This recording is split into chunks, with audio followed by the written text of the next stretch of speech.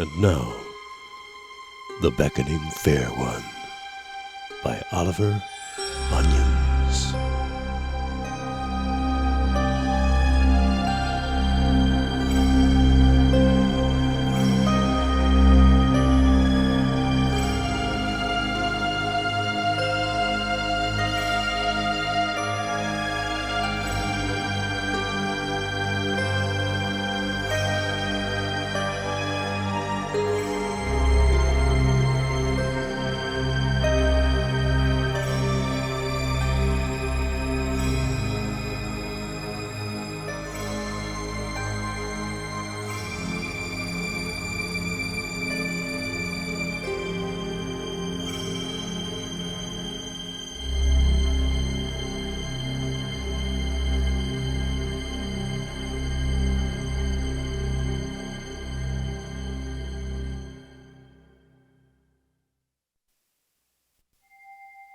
The 3 or 4 to-let boards had stood within the low paling as long as the inhabitants of the little triangular square could remember, and if they had ever been vertical, it was a very long time ago.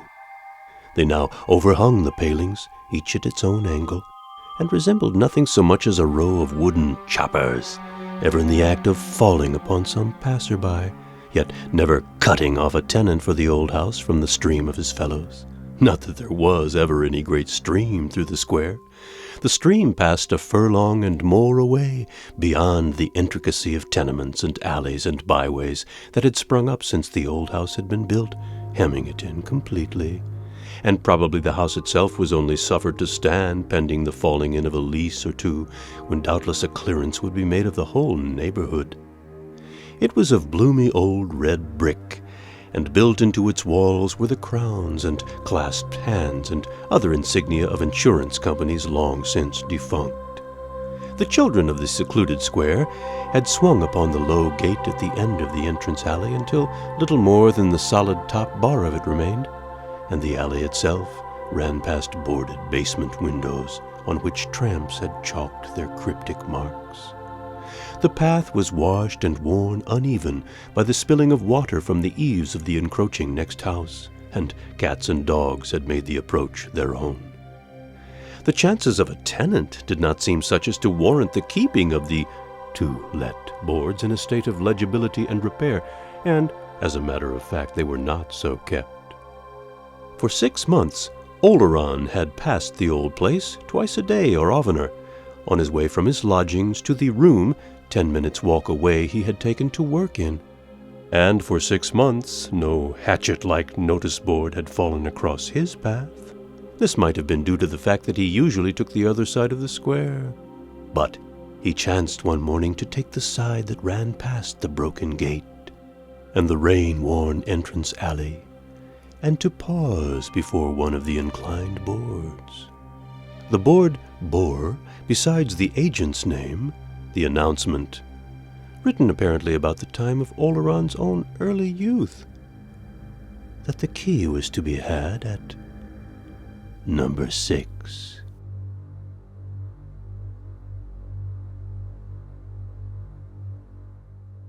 Now, Oleron was already paying for his separate bedroom and workroom more than an author who, without private means, habitually disregards his public, can afford.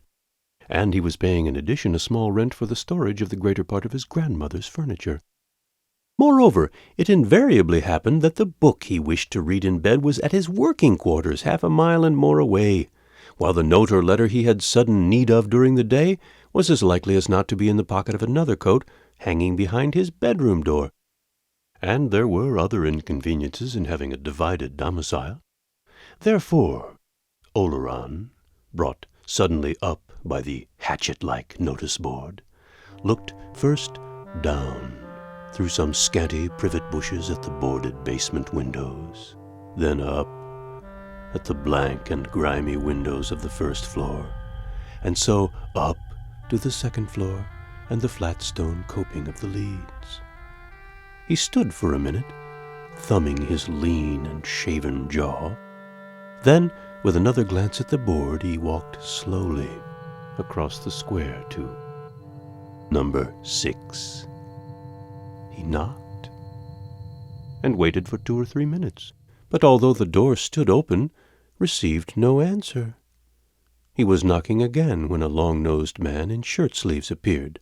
"I was asking a blessing on our food," he said in severe explanation. Oleron asked if he might have the key of the old house, and the long-nosed man withdrew again. Oleron waited for another 5 minutes on the step. Then the man, appearing again and masticating some of the food of which he had spoken, announced that the key was lost. "But you won't want it," he said. "The entrance door isn't closed, and a push will open any of the others. I'm an agent for it if you're thinking of taking it." Oleron recrossed the square, descended the 2 steps at the broken gate, passed along the alley, and turned in at the old wide doorway.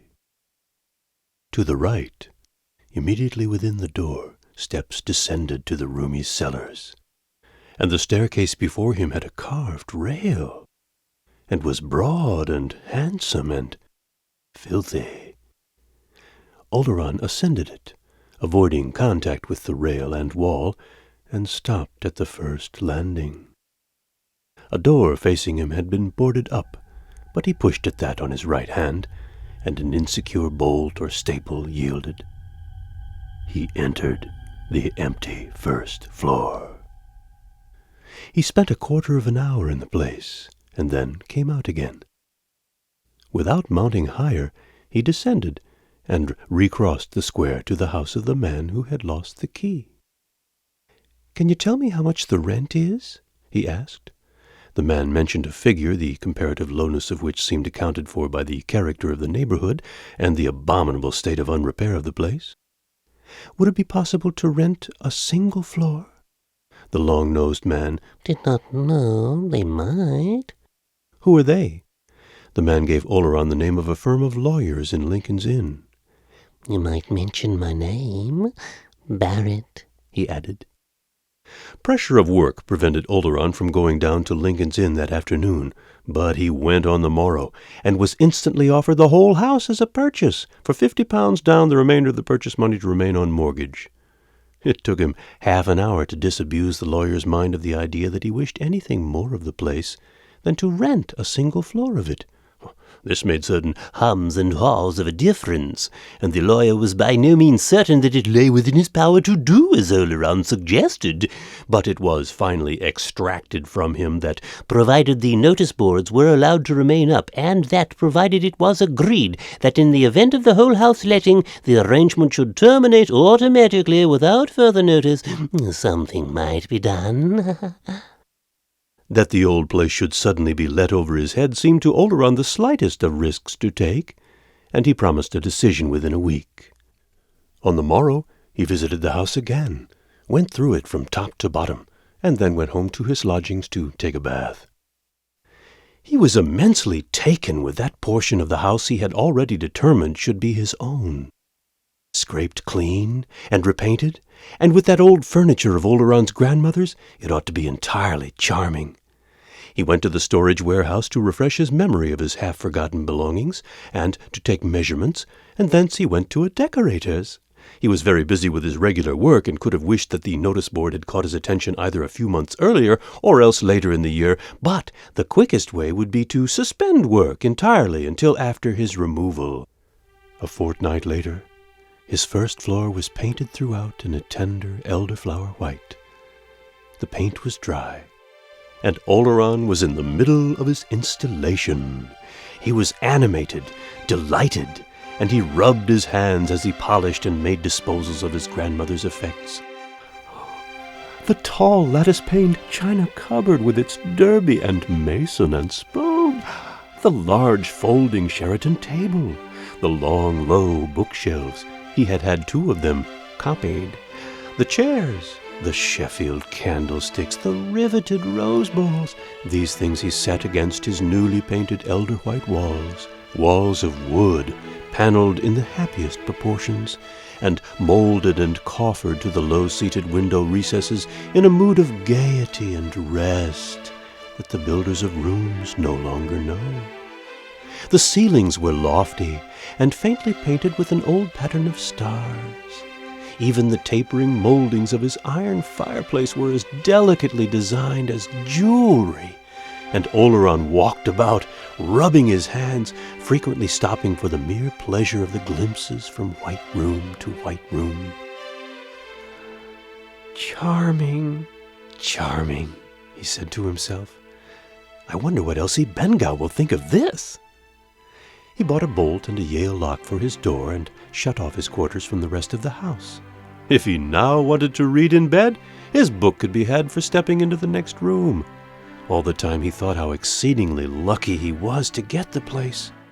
He put up a hat rack in the little square hall, and hung up his hats and caps and coats, and passers through the small triangular square late at night, looking up over the little serried row of wooden "to-let" hatchets, could see the light within Oleron's red blinds, or else the sudden darkening of one blind and the illumination of another, as Oleron, candlestick in hand, passed from room to room, making final settlings of his furniture, or preparing to resume the work that his removal had interrupted.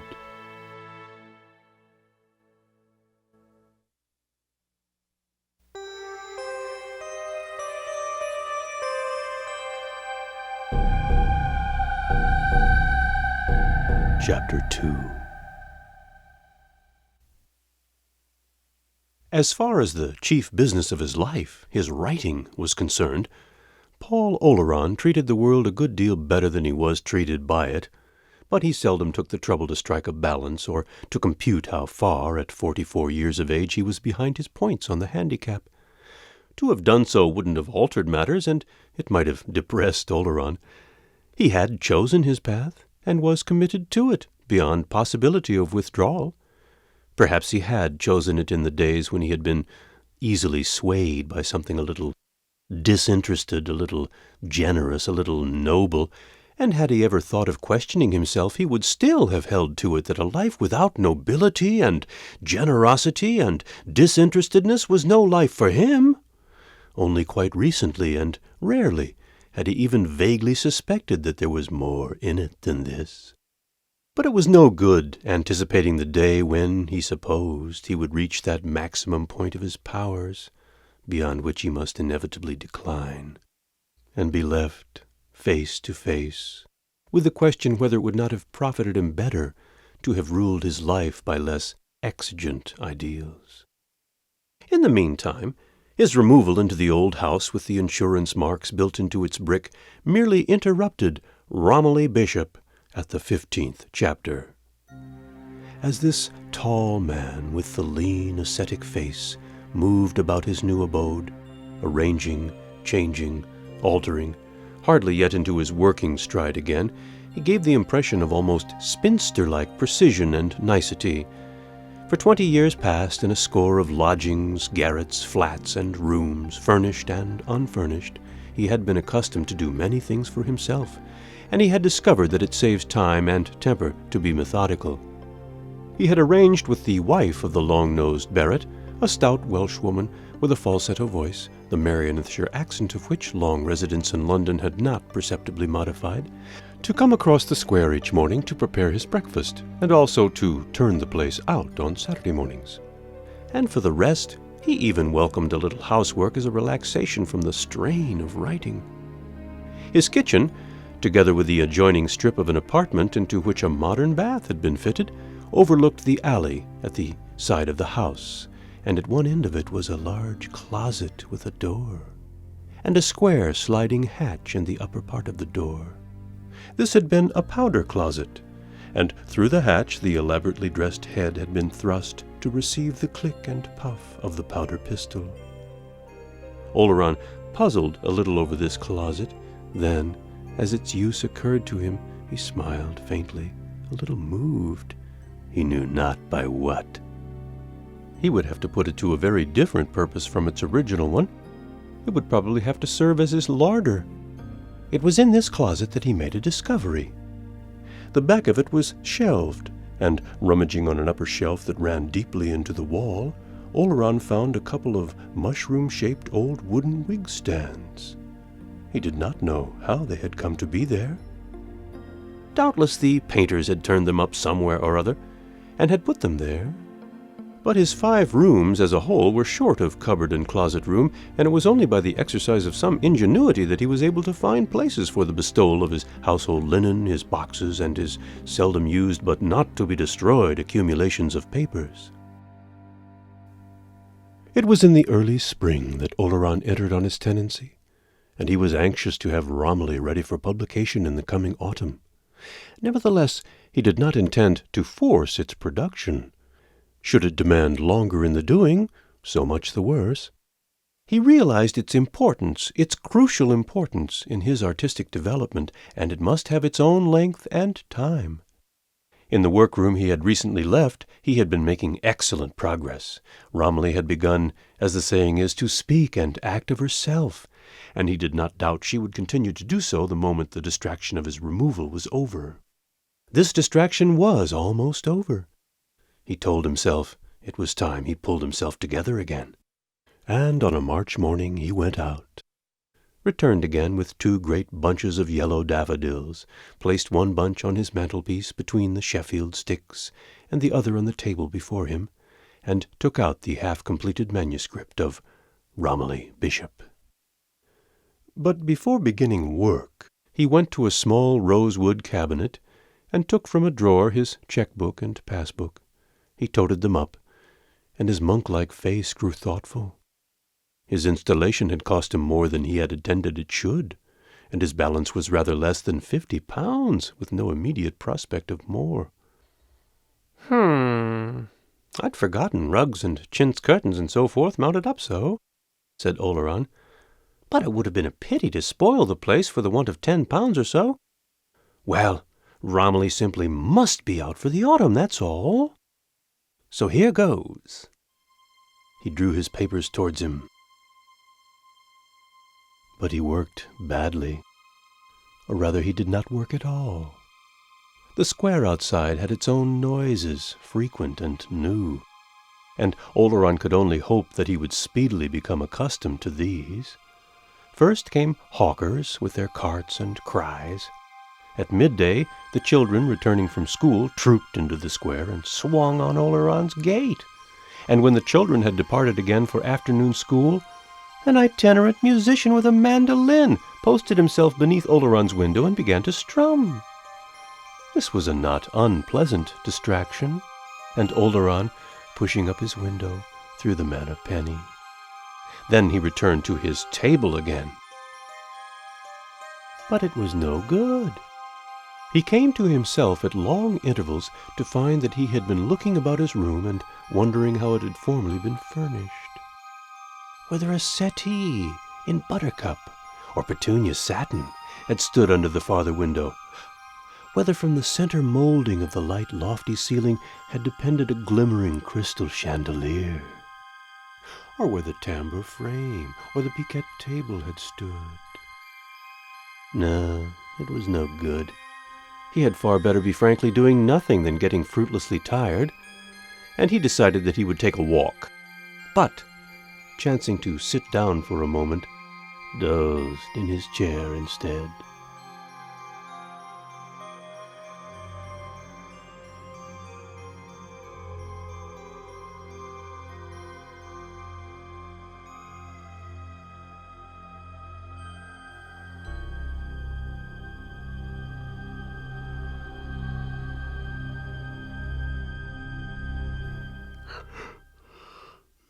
"This won't do," he yawned when he awoke at 4:30 in the afternoon. "I must do better than this tomorrow." And he felt so deliciously lazy that for some minutes he even contemplated the breach of an appointment he had for the evening. The next morning he sat down to work without even permitting himself to answer one of his 3 letters. 2 of them tradesmen's accounts, the third a note from Miss Bengow, forwarded from his old address. It was a jolly day of white and blue, with a gay, noisy wind and a subtle turn in the color of growing things, and over again, once or twice a minute, His room became suddenly light and then subdued again as the shining white clouds rolled northeastwards over the square. The soft, fitful illumination was reflected in the polished surface of the table, and even in the foot-worn old floor, and the morning noises had begun again. Oleron made a pattern of dots on the paper before him, and then he broke off to move the jar of daffodils exactly opposite the center of a creamy panel. Then he wrote a sentence that ran continuously for a couple of lines, after which it broke off into notes and jottings. For a time he succeeded in persuading himself that in making these memoranda he was really working, and then he rose and began to pace his room. As he did so, he was struck by an idea. It was that the place might possibly be a little better for more positive color. It was perhaps a thought too pale, mild and sweet as a kind old face, but a little devitalized, even wan. Yes, decidedly it would be a robuster note, more and richer flowers, and possibly some warm and gay stuff for cushions for the window seats. "Of course I really can't afford it," he muttered, as he went for a 2-foot and began to measure the width of the window recesses. In stooping to measure a recess, his attitude suddenly changed to one of interest and attention. Presently he rose again, rubbing his hands with gentle glee. "Oh ho," he said. "These look to me very much like window boxes nailed up. We must look into this. Yes, those are boxes, or oh ho, this is an adventure." On that wall of his sitting room there were 2 windows, the third was in another corner, and beyond the open bedroom door on the same wall was another. The seats of all had been painted, repainted, and painted again, and Oleron's investigating finger had barely detected the old nail-heads beneath the paint. Under the ledge over which he stooped, an old keyhole also had been puttied up. Oleron took out his penknife. He worked carefully for 5 minutes, and then went into the kitchen for a hammer and chisel. Driving the chisel cautiously under the seat, he started the whole lid slightly. Again using the penknife, he cut along the hinged edge and outward along the ends, and then fetched a wedge and a wooden mallet. "Now for our little mystery," he said. The sound of the mallet on the wedge seemed in that sweet and pale apartment somehow a little brutal, nay, even shocking. The paneling rang and rattled and vibrated to the blows like a sounding board. The whole house seemed to echo. From the roomy cellarage to the garrets above, a flock of echoes seemed to awake, and the sound got a little on Oleron's nerves. All at once he paused, fetched a duster, and muffled the mallet. When the edge was sufficiently raised, he put his fingers under it and lifted. The paint flaked and starred a little. The rusty old nails squeaked and grunted, and the lid came up, laying open the box beneath. Oleron looked into it. Save for a couple of inches of scurf and mold and old cobwebs, it was empty. "No treasure there," said Oleron, a little amused that he should have fancied there might have been. "Romilly will still have to be out by the autumn. Let's have a look at the others." He turned to the second window. The raising of the 2 remaining seats occupied him until well into the afternoon. That of the bedroom, like the first, was empty, but from the second seat of his sitting room he drew out something, yielding and folded and furred over an inch thick with dust. He carried the object into the kitchen, and having swept it over a bucket, took a duster to it. It was some sort of a large bag of an ancient frieze-like material, and when unfolded it occupied the greater part of the small kitchen floor. In shape it was a very irregular triangle, and it had a couple of wide flaps with the remains of straps and buckles. The patch that had been uppermost in the folding was of a faded yellowish brown, but the rest of it was of shades of crimson that varied according to the exposure of the parts of it. Now whatever can that have been? Oleron mused as he stood surveying it. I give it up. Whatever it is, it settled my work for today, I'm afraid. He folded the object up carelessly and thrust it into a corner of the kitchen. Then, taking pans and brushes and an old knife, he returned to the sitting room and began to scrape and to wash and to line with paper his newly discovered receptacles. When he had finished, he put his spare boots and books and papers into them, and he closed the lids again, amused with his little adventure, but also a little anxious for the hour to come when he should settle fairly down to his work again.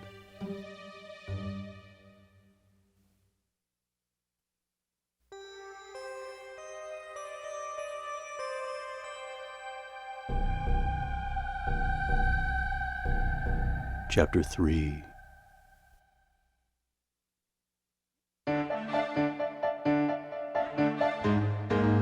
It piqued Oleron a little that his friend, Miss Bengow, should dismiss with a glance the place he himself had found so singularly winning. Indeed, she scarcely lifted her eyes to it. But then she had always been more or less like that, a little indifferent to the graces of life, careless of appearances, and perhaps a shade more herself when she ate biscuits from a paper bag than when she dined with greater observance of the convenances. She was an unattached journalist of 34, large, showy, fair as butter, pink as a dog rose, reminding one of a florist's picked specimen bloom, and given to sudden and ample movements and moist and explosive utterances. She pulled a better living out of the pool, as she expressed it, than Oleron did, and by cunningly disguised puffs of drapers and haberdashers, she pulled also the greater part of her very varied wardrobe. She left small whirlwinds of air behind her when she moved, in which her veils and scarves fluttered and spun. Oleron heard a flurry of her skirts on his staircase, and her single loud knock at his door, when he had been a month in his new abode. Her garments brought in the outer air, and she flung a bundle of ladies' journals down on a chair. "Don't knock off for me," she said, across a mouthful of large-headed hat-pins as she removed her hat and veil.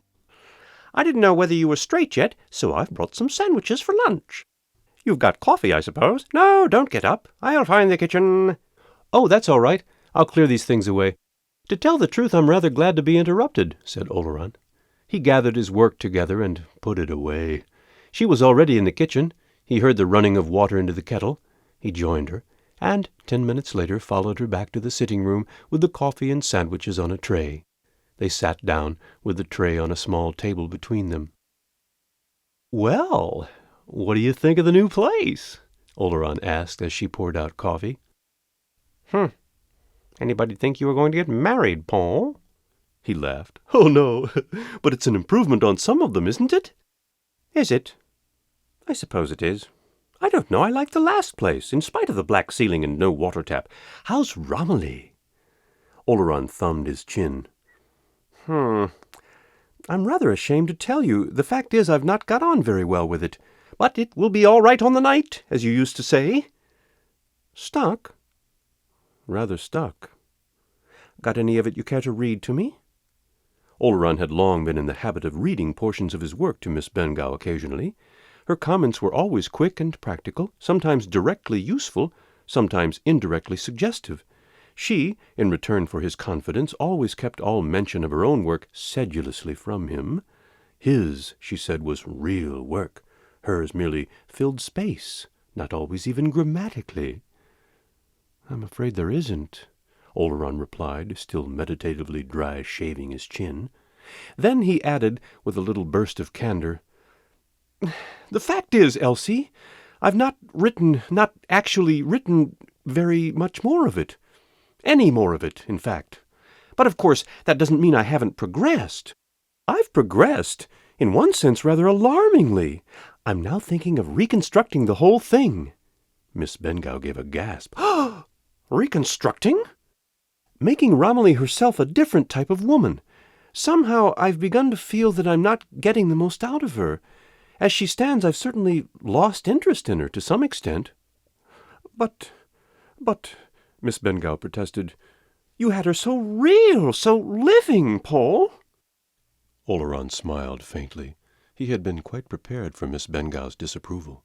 He wasn't surprised that she liked Romilly as she at present existed. She would. Whether she realized it or not, there was much of herself in his fictitious creation.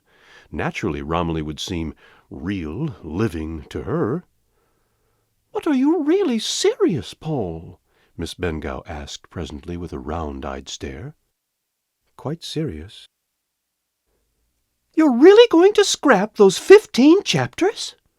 "I didn't exactly say that." "That fine, rich love scene?" "I should only do it reluctantly, and for the sake of something I thought better." "And that beautiful, beautiful description of Romilly on the shore?" "It wouldn't necessarily be wasted," he said a little uneasily. But Miss Bengau made a large and windy gesture and then let him have it.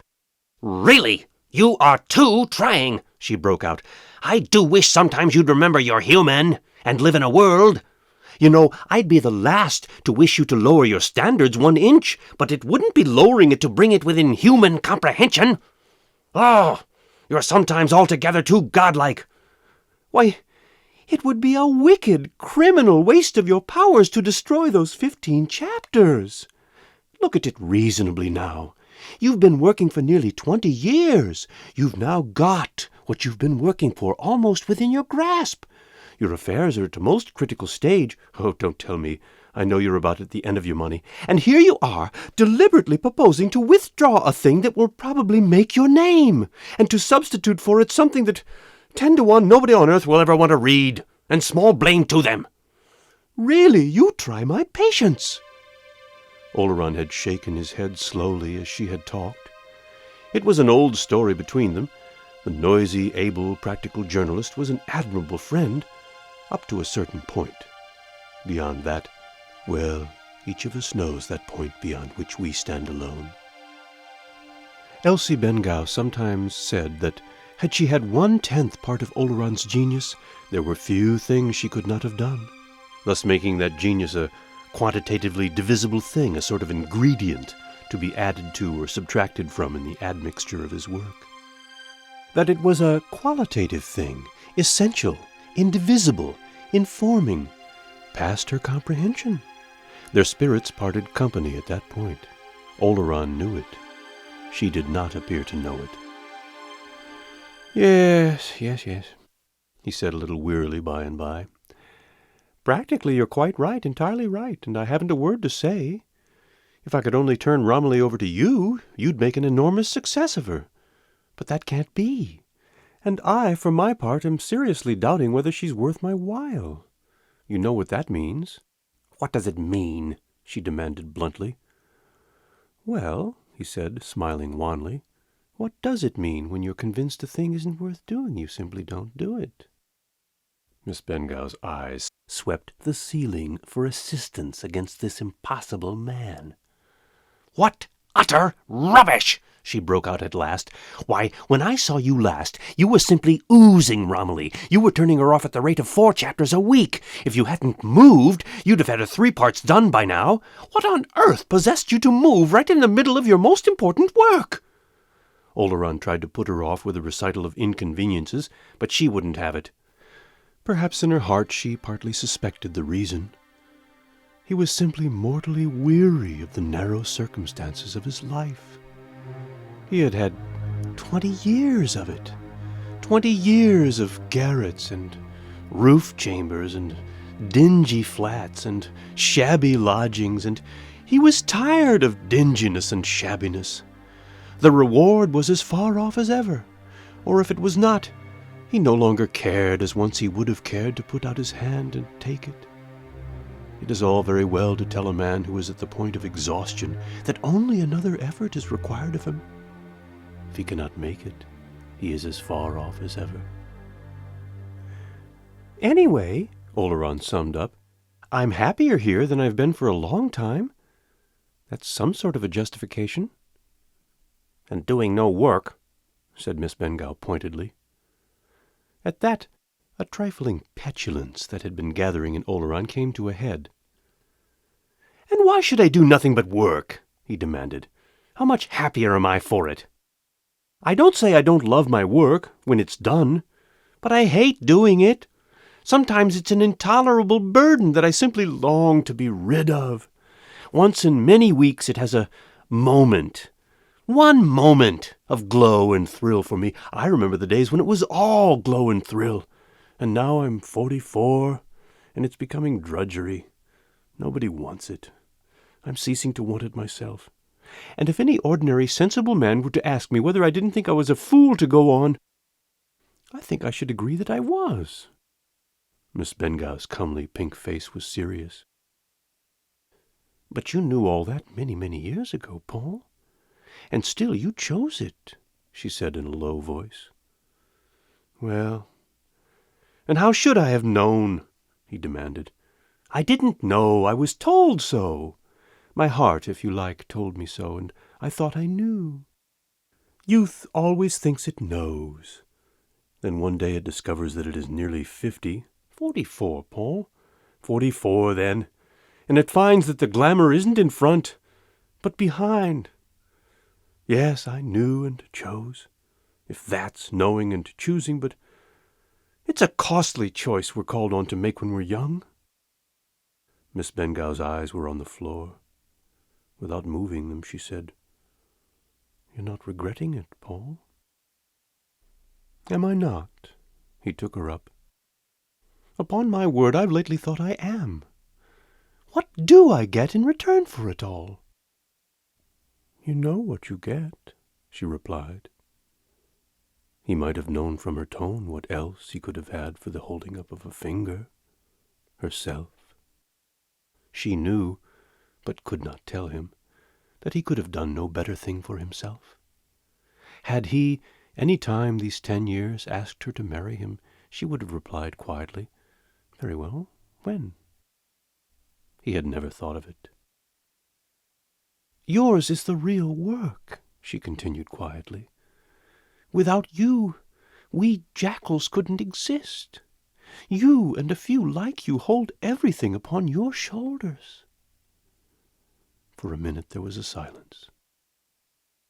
Then it occurred to Oleron that this was common, vulgar grumbling. It was not his habit. Suddenly he rose and began to stack cups and plates on the tray. Sorry you catch me like this, Elsie, he said with a little laugh. No, I'll take them out. Then we'll go for a walk if you like. He carried out the tray and then began to show Miss Bengau round his flat. She made few comments. In the kitchen she asked what an old faded square of reddish frieze was that Mrs. Barrett used as a cushion for her wooden chair. That? I should be glad if you could tell me what it is, Oleron replied as he unfolded the bag and related the story of its finding in the window-seat. I think I know what it is, said Miss Bengau. It's been used to wrap up a harp before putting it into its case. By Jove, that's probably just what it was, said Oleron. I could make neither head nor tail of it. They finished the tour of the flat and returned to the sitting-room. And who lives in the rest of the house? Miss Bengau asked. I dare say a tramp sleeps in the cellar occasionally. Nobody else. Well, I'll tell you what I think about it if you like. I should like. You'll never work here. Oh? Said Oleron quickly. Why not? You'll never finish Romilly here. Why, I don't know. But you won't. I know it. You'll have to leave before you get on with that book. He mused for a moment and then said, Isn't that a little prejudiced, Elsie? Perfectly ridiculous. As an argument it has no leg to stand on, but there it is, she replied, her mouth once more full of the large-headed hat-pins. Oleron was reaching down his hat and coat. He laughed. I can only hope you're entirely wrong, he said, for I shall be in a serious mess if Romilly isn't out in the autumn.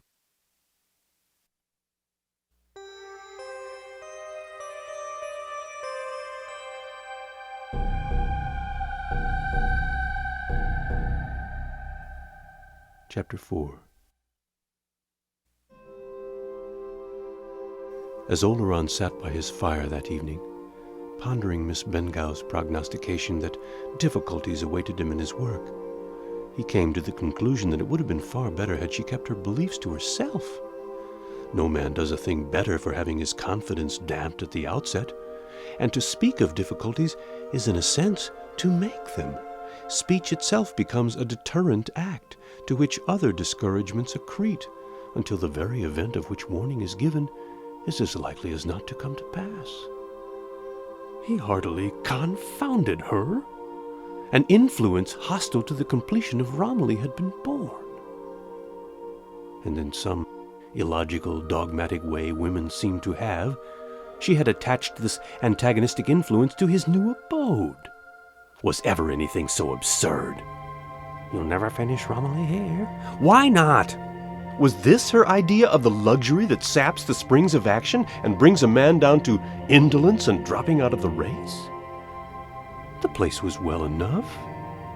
It was entirely charming, for that matter, but it was not so demoralizing as all that. No, Elsie had missed her mark that time.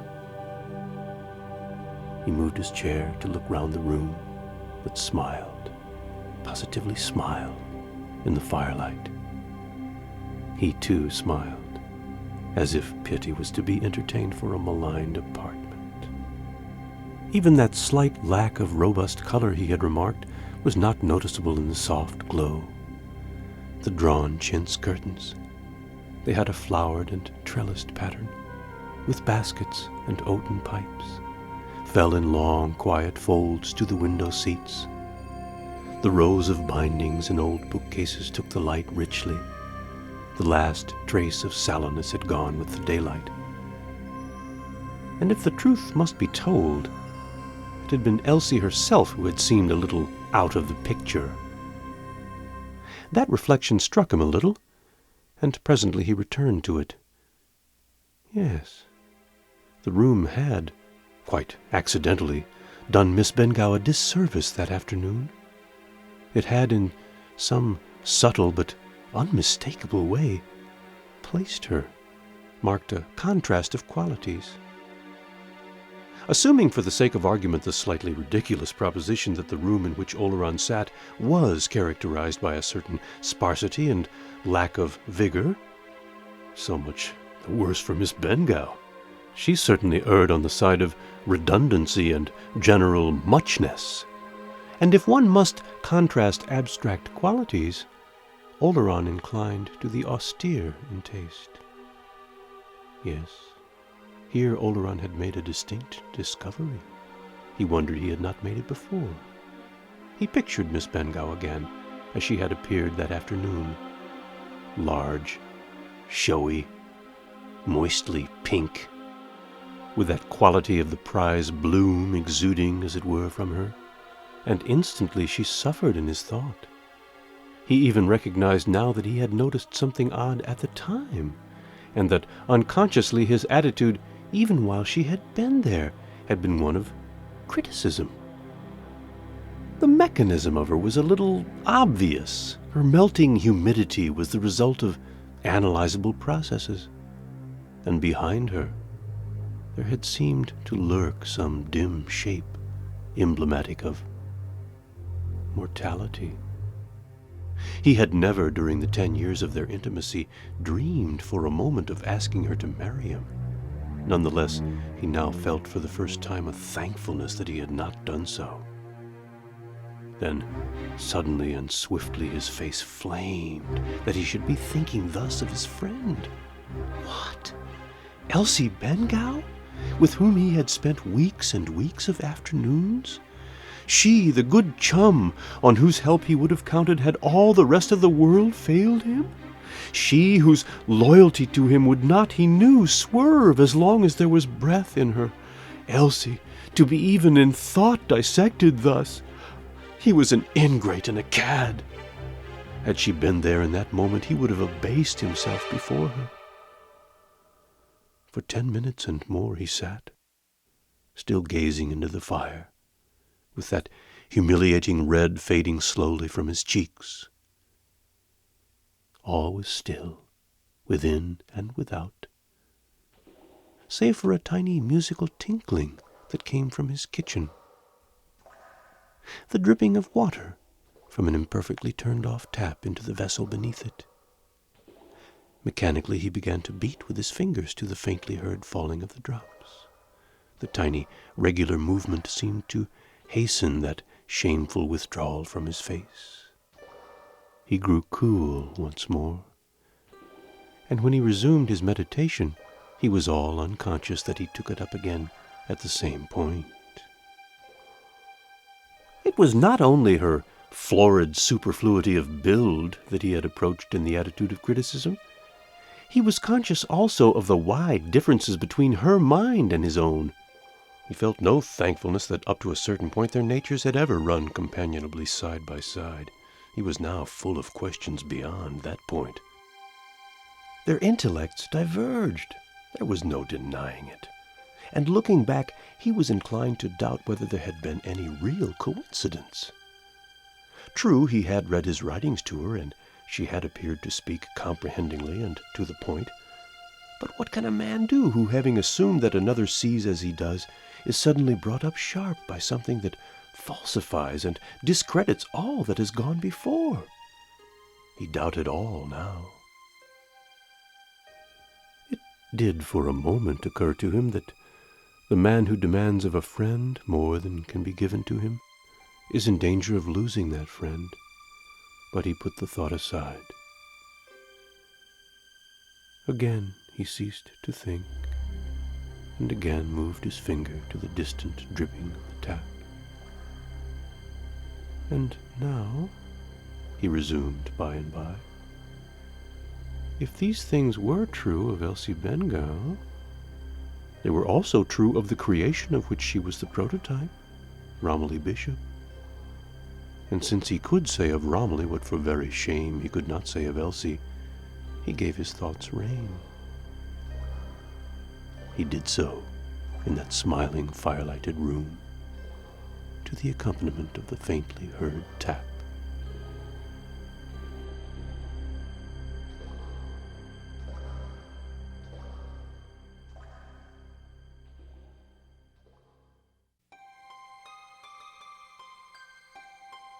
There was no longer any doubt about it. He hated the central character of his novel. Even as he had described her physically, she overpowered the senses.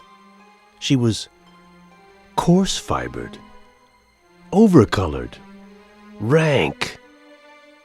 It became true the moment he formulated his thought. Gulliver had described the Brobdingnagian maids of honor thus, and mentally and spiritually she corresponded, was unsensitive, limited, common. The model, he closed his eyes for a moment, the model stuck out through 15 vulgar and blatant chapters to such a pitch that, without seeing the reason, he had been unable to begin the 16th. He marveled that it had only just dawned upon him. And this was to have been his Beatrice, his vision. As Elsie, she was to have gone into the furnace of his art, and she was to have come out the woman all men desire. Her thoughts were to have been culled from his own finest, her form from his dearest dreams, and her setting wherever he could find one fit for her worth. He had brooded long before making the attempt. Then, one day, he had felt her stir within him, as a mother feels a quickening. And he had added chapter to chapter. And those 15 sodden chapters were what he had produced. Again he sat, softly moving his finger.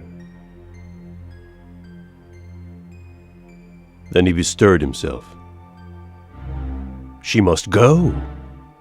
All 15 chapters of her. That was settled. For what was to take her place, his mind was a blank. But one thing at a time. A man is not excused from taking the wrong course because the right one is not immediately revealed to him. Better would come if it was to come. In the meantime, he rose, fetched the 15 chapters, and read them over before he should drop them into the fire. But instead of putting them into the fire, he let them fall from his hand. He became conscious of the dripping of the tap again. It had a tinkling gamut of 4 or 5 notes, on which it rang irregular changes, and it was foolishly sweet and dulcimer-like. In his mind, Oleron could see the gathering of each drop, its little tremble on the lip of the tap, and the tiny percussion of its fall. Blink, plunk, minimized almost to inaudibility. Following the lowest note, there seemed to be a brief phrase, irregularly repeated, and presently Oleron found himself waiting for the recurrence of this phrase. It was quite pretty,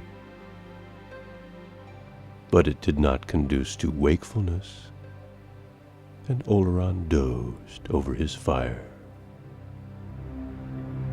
When he awoke again, the fire had burned low, and the flames of the candles were licking the rims of the Sheffield sticks. Sluggishly he rose, yawned, went his nightly round of door locks and window fastenings, and passed into his bedroom. Soon he slept soundly.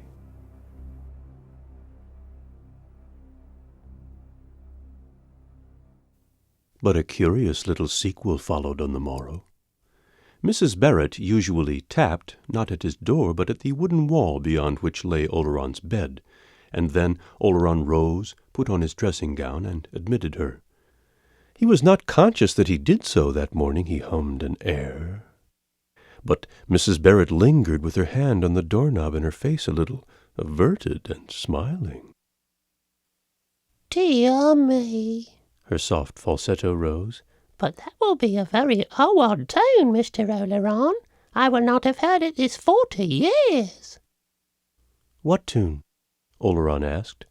"The tune indeed that you was humming, sir." Oleron had his thumb in the flap of a letter. It remained there. "I was humming?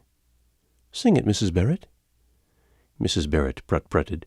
"Oh, I have no voice for singing, Mr. Oleron. It was Ann Pugh was the singer of our family, but the tune will be very old, and it is called the Beckoning Fair One." "Try to sing it," said Oleron, his thumb still in the envelope. And Mrs. Barrett, with much dimpling and confusion, hummed the air. "They do say it was sung to a harp, Mr. Oleron, and it will be very old," she concluded. "And I was singing that?" "Indeed you was. I would not be likely to tell you lies." With a "Very well, let me have breakfast," Oleron opened his letter. But the trifling circumstance struck him as more odd than he would have admitted to himself. The phrase he had hummed had been that which he had associated with the falling from the tap on the evening before.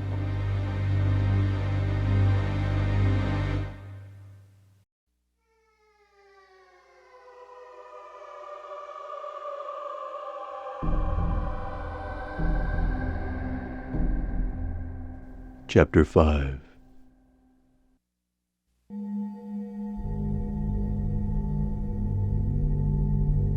Even more curious than that the commonplace dripping of an ordinary water tap should have tallied so closely with an actually existing air was another result it had, namely that it awakened, or seemed to awaken, in Oleron an abnormal sensitiveness to other noises of the old house. It has been remarked that silence obtains its fullest and most impressive quality when it is broken by some minute sound. And, truth to tell, the place was never still. Perhaps the mildness of the spring air operated on its torpid old timbers. Perhaps Oleron's fires caused it to stretch its old anatomy. and certainly a whole world of insect life bored and burrowed in its balks and joists. At any rate, Oleron had only to sit quiet in his chair and to wait for a minute or two in order to become aware of such a change in the auditory scale as comes upon a man who, conceiving the midsummer woods to be motionless and still, all at once finds his ear sharpened to the crepitation of a myriad insects. And he smiled, to think of man's arbitrary distinction between that which has life and that which has not. Here, quite apart from such recognizable sounds as the scampering of mice, the falling of plaster behind his paneling, and the popping of purses or coffins from his fire, was a whole house talking to him, had he but known its language. Beams settled with a tired sigh into their old mortises. Creatures ticked in the walls. Joints cracked. Boards complained. With no palpable stirring of the air, window sashes changed their positions with a soft knock in their frames. And whether the place had life in this sense or not, it had at all events a winsome personality. It needed but an hour of musing for Oleron to conceive the idea that, as his own body stood in friendly relation to his soul, so, by an extension and an attenuation, his habitation might fantastically be supposed to stand in some relation to himself. He even amused himself with the far-fetched fancy that he might so identify himself with the place that some future tenant, taking possession, might regard it as, in a sense, haunted. It would be rather a joke if he, a perfectly harmless author, with nothing on his mind worse than a novel he had discovered he must begin again, should turn out to be laying the foundation of a future ghost. In proportion, however, as he felt this growing attachment to the fabric of his abode, Elsie Bengow, from being merely unattracted, began to show a dislike of the place that was more and more marked, and she did not scruple to speak of her aversion. "It doesn't belong to today at all, and for you especially it's bad," she said with decision. "You're only too ready to let go your hold on actual things and slip into apathy. You ought to be in a place with concrete floors and a patent gas meter and a tradesman's lift, and it would do you all the good in the world if you had a job that made you scramble and rub elbows with your fellow men. Now, if I could get you a job for, say, 2 or 3 days a week, one that would allow you heaps of time for your proper work, would you take it?" Somehow, Oleron resented a little being diagnosed like this. He thanked Miss Bengow, but without a smile. "Thank you, but I don't think so. After all, each of us has his own life to live," he could not refrain from adding. "His own life to live. How long is it since you were out, Paul?" "About 2 hours. I don't mean to buy stamps or to post a letter. How long is it since you had anything like a stretch?" "Oh, some little time, perhaps. I don't know." "Since I was here last?" "I haven't been out much." "And has Romilly progressed much better for your being cooped up?" "I think she has. I'm laying the foundations of her. I shall begin the actual writing presently." It seemed as if Miss Bengow had forgotten their tussle about the first Romilly. She frowned, turned half away, and then quickly turned again. "Ah, so you've still got that ridiculous idea in your head?" "If you mean," said Oleron slowly, "that I've discarded the old Romilly and am at work on a new one, you're right. I have still got that idea in my head." Something uncordial in his tone struck her, but she was a fighter. His own absurd sensitiveness hardened her. She gave a "Pshaw!" of impatience. "Where is the old one?" she demanded abruptly. "Why?" asked Oleron. "I want to see it. I want to show some of it to you. I want, if you're not wool-gathering entirely, to bring you back to your senses." This time it was he who turned his back. But when he turned round again, he spoke more gently. "It's no good, Elsie. I'm responsible for the way I go, and you must allow me to go it. even if it should seem wrong to you. Believe me, I am giving thought to it. The manuscript? I was on the point of burning it, but I didn't. It's in that window seat if you must see it. Miss Bengow crossed quickly to the window seat and lifted the lid. Suddenly she gave a little exclamation and put the back of her hand to her mouth. She spoke over her shoulder. "You ought to knock those nails in, Paul," she said. He strode to her side. "What? What is it? What's the matter?" he asked. "I did knock them in, or rather pull them out." "You left enough to scratch with," she replied, showing her hand. From the upper wrist to the knuckle of the little finger, a welling red wound showed. "Good gracious!" Oleron ejaculated. "Here, come to the bathroom and bathe it quickly." He hurried her to the bathroom, turned on warm water, and bathed and cleansed the bad gash. Then, still holding the hand, he turned cold water on it, uttering broken phrases of astonishment and concern. "Good Lord! How did that happen? As far as I knew, Is this water too cold? Does that hurt? I can't imagine how on earth—" "There, that'll do." "No. One moment longer, I can bear it," she murmured, her eyes closed. Presently he led her back to the sitting-room and bound the hand in one of his handkerchiefs, but his face did not lose its expression of perplexity. He had spent half a day in opening and making serviceable the 3 window boxes, and he could not conceive how he had come to leave an inch and a half of rusty nail standing in the wood. He himself had opened the lids of each of them 12 times, and had not noticed any nail. But there it was. "It shall come out now, at all events," he muttered, as he went for a pair of pincers, and he made no mistake about it that time. Elsie Bengow had sunk into a chair, and her face was rather white. But in her hand was the manuscript of Romilly. She had not finished with Romilly yet. Presently she returned to the charge. "Oh, Paul, it will be the greatest mistake you ever made if you do not publish this," she said. He hung his head, genuinely distressed. He couldn't get that incident of the nail out of his head, and Romilly occupied a second place in his thoughts for the moment. But still she insisted, and when presently he spoke, it was almost as if he asked her pardon for something. "What can I say, Elsie? I can only hope that when you see the new version you'll see how right I am. And if in spite of all you don't like her, well—" He made a hopeless gesture. "Don't you see that I must be guided by my own lights?" She was silent. "Come, Elsie," he said gently. "We've got along well so far. Don't let us split on this." The last words had hardly passed his lips before he regretted them.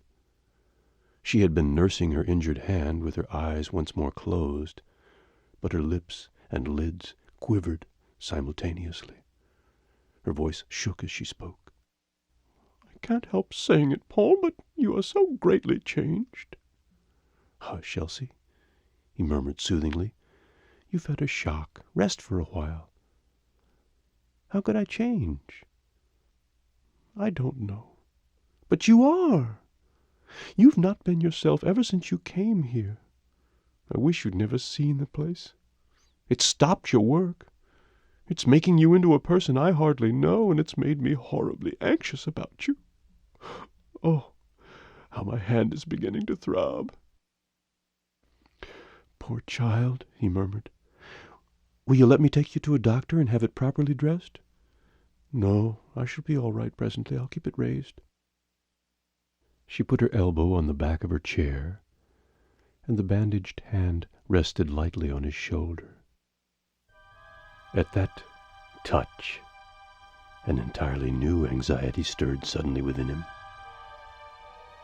Hundreds of times previously on their jaunts and excursions, she had slipped her hand within his arm, as she might have slipped it into the arm of a brother, and he had accepted the little affectionate gesture as a brother might have accepted it. But now, For the first time there rushed into his mind 100 startling questions. Her eyes were still closed, and her head had fallen pathetically back, and there was a lost and ineffable smile on her parted lips.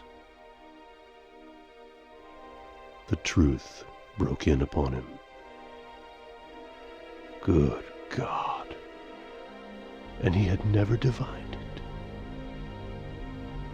And stranger than all was that, now that he did see that she was lost in love of him, there came to him not sorrow and humility and abasement, but something else that he struggled in vain against, something entirely strange and new that, had he analyzed it, he would have found to be petulance and irritation and resentment and ungentleness. The sudden selfish prompting mastered him before he was aware. He all but gave it words. What was she doing there at all? Why was she not getting on with her own work? Why was she here, interfering with his? Who had given her this guardianship over him that lately she had put forward so assertively? Changed? It was she, not himself, who had changed. But by the time she had opened her eyes again, he had overcome his resentment sufficiently to speak gently, albeit with reserve. "I wish you would let me take you to a doctor." She rose. "No, thank you, Paul," she said. "I'll go now. If I need a dressing, I'll get one. Take the other hand, please. Goodbye." He did not attempt to detain her. He walked with her to the foot of the stairs. Halfway along the narrow alley, she turned. "It would be a long way to come if you happened not to be in," she said. "I'll send you a postcard the next time." At the gate, she turned again. "Leave here, Paul," she said, with a mournful look. "Everything's wrong with this house." Then she was gone. Oleron returned to his room. He crossed straight to the window box. He opened the lid and stood long looking at it. Then he closed it again and turned away. "That's rather frightening," he muttered. "It's simply not possible that I should not have removed that nail."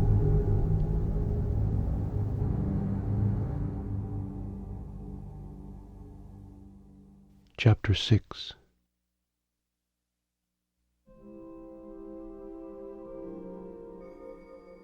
Oleron knew very well what Elsie had meant when she had said that her next visit would be preceded by a postcard.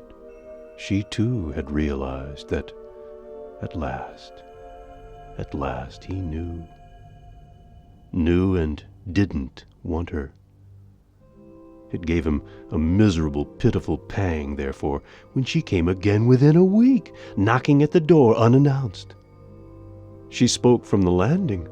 She did not intend to stay, she said, and he had to press her before she would so much as enter. Her excuse for calling was that she had heard of an inquiry for short stories that he might be wise to follow up. He thanked her. Then, her business over, she seemed anxious to get away again. Oleron did not seek to detain her. Even he saw through the pretext of the stories, and he accompanied her down the stairs. But Elsie Bengough had no luck whatever in that house. A second accident befell her. Halfway down the staircase, there was the sharp sound of splintering wood, and she checked a loud cry. Oleron knew the woodwork to be old, but he himself had ascended and descended frequently enough without mishap. Elsie had put her foot through one of the stairs. He sprang to her side in alarm. "Oh, I say, my poor girl!" She laughed hysterically. "It's my weight! I know I'm getting fat!" "Keep still. Let me clear these splinters away," he muttered between his teeth. She continued to laugh and sob that it was her weight. She was getting fat. He thrust downwards at the broken boards. The extrication was no easy matter, and her torn boot showed him how badly the foot and ankle within it must be abraded. Good God, good God, he muttered over and over again. I shall be too heavy for anything soon. She sobbed and laughed, but she refused to reascend and to examine her hurt. No, let me go quickly, she repeated. But it's a frightful gash. No, not so bad. Let me get away quickly. I'm not wanted. At her word that she was not wanted, his head dropped as if she had given him a buffet. Elsie, he choked brokenly and shocked. But she too made a quick gesture, as if she put something violently aside. Oh, Paul, not that! Not you! Of course I do mean that too, in a sense. Oh, you know what I mean! But if the other can't be, spare me this now. I wouldn't have come, but I did try to keep away. It was intolerable, heartbreaking. But what could he do? What could he say? He did not love her. Let me go. I'm not wanted. Let me take away what's left of me. Dear Elsie, you are very dear to me. But again she made the gesture, as if putting something violently aside. No, not that. Not anything less. Don't offer me anything less. Leave me a little pride. Oh, let me get my hat and coat. Let me take you to a doctor, he muttered. But she refused. She refused even the support of his arm. She gave another unsteady laugh. I'm sorry I broke your stairs, Paul. You will go and see about the short stories, won't you? He groaned. Then if you won't see a doctor, will you go across the square and let Mrs. Barrett look at you? Look, there's Barrett passing now. The long-nosed Barrett was looking curiously down the alley, but as Oleron was about to call him, he made off without a word. Elsie seemed anxious for nothing so much as to be clear of the place, and finally promised to go straight to a doctor, but insisted on going alone. Goodbye, she said.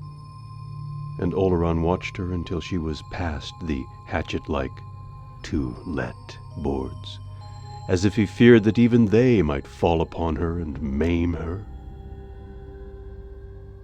That night, Oleron did not dine. He had far too much on his mind. He walked from room to room of his flat, as if he could have walked away from Elsie Bengau's haunting cry that still rang in his ears. I'm not wanted. Don't offer me anything less. Let me take away what's left of me. Oh, if he could only have persuaded himself that he loved her. He walked until twilight fell.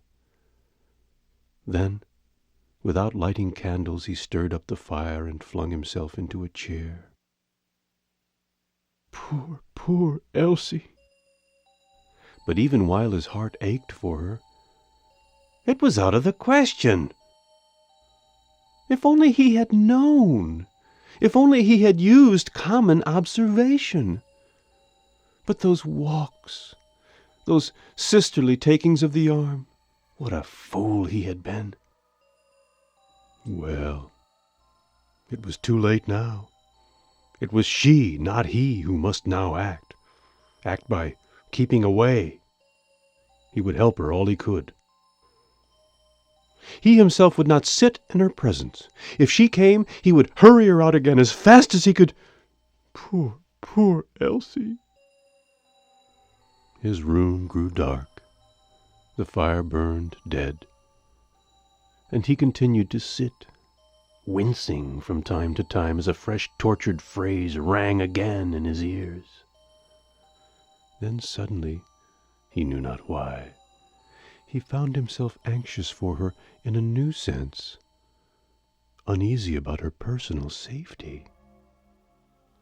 A horrible fancy that even then she might be looking over an embankment down into dark water, that she might even now be glancing up at the hook on the door, took him.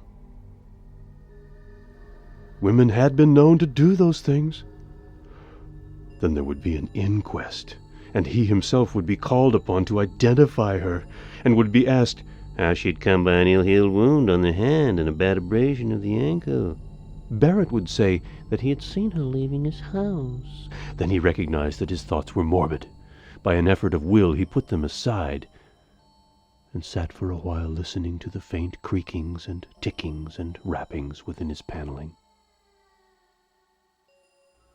If only he could have married her. But he couldn't. Her face had risen before him again, as he had seen it on the stairs, drawn with pain and ugly and swollen with tears. Ugly, yes, positively blubbered. If tears were women's weapons, as they were said to be, such tears were weapons turned against themselves. Suicide again. Then all at once he found himself attentively considering her two accidents. Extraordinary they had been, both of them. He could not have left that old nail standing in the wood. Why, he had fetched tools specially from the kitchen. And he was convinced that that step that had broken beneath her weight had been as sound as the others. It was inexplicable. If these things could happen, anything could happen. There was not a beam nor a jamb in the place that might not fall without warning, not a plank that might not crash inwards, not a nail that might not become a dagger. The whole place was full of life even now. As he sat there in the dark, he heard its crowds of noises, as if the house had been one great microphone. Only half conscious that he did so, he had been sitting for some time identifying those noises, attributing to each crack or creak or knock its material cause. But there was one noise which, again not fully conscious of the omission, he had not sought to account for. It had last come some minutes ago. It came again now. A sort of soft, sweeping rustle that seemed to hold an almost inaudibly minute cracking. For half a minute or so it had Oleron's attention. Then his heavy thoughts were of Elsie Bengough again.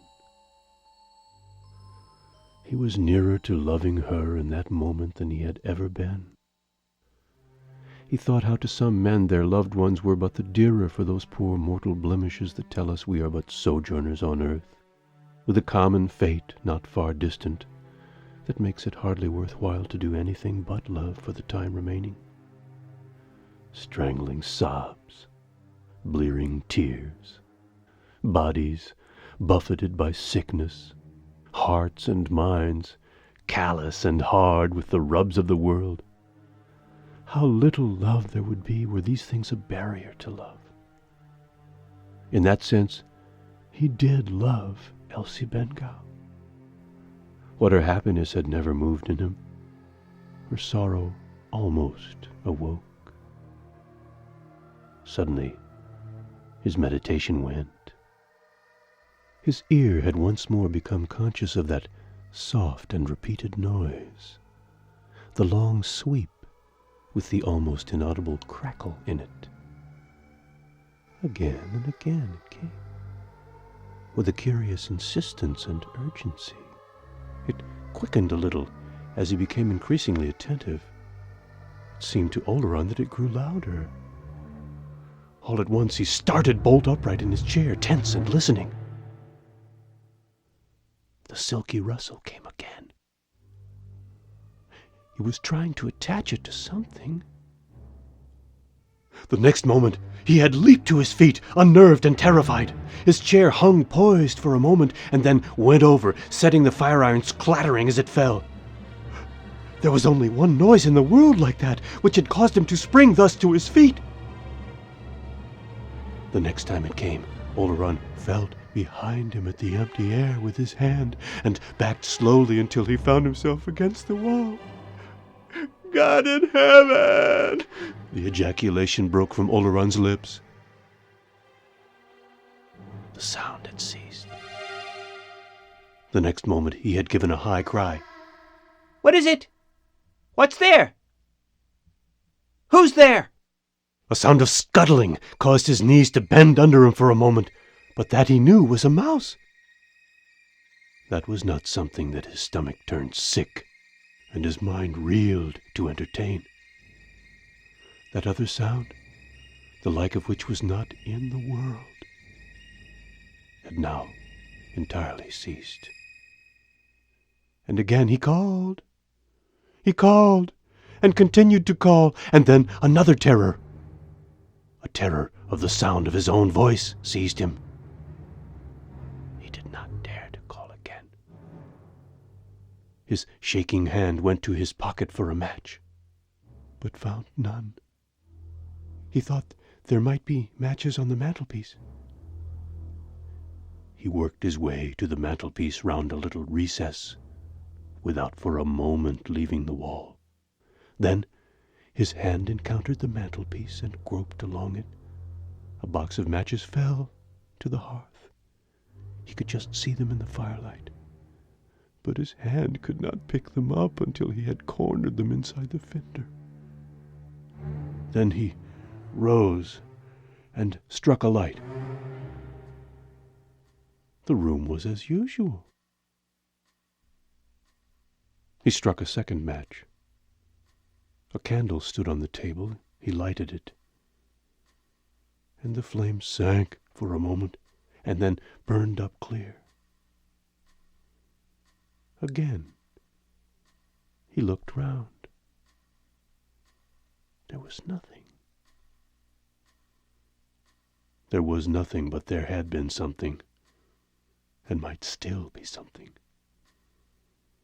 Formerly, Oleron had smiled at the fantastic thought that, by a merging and interplay of identities between himself and his beautiful room, he might be preparing a ghost for the future. It had not occurred to him that there might have been a similar merging and coalescence in the past. Yet, with this staggering impossibility, he was now face to face. Something did persist in the house.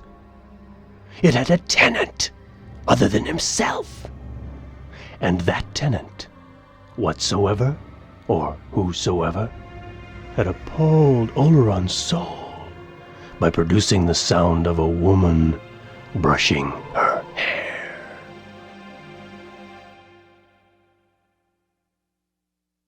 Chapter 7.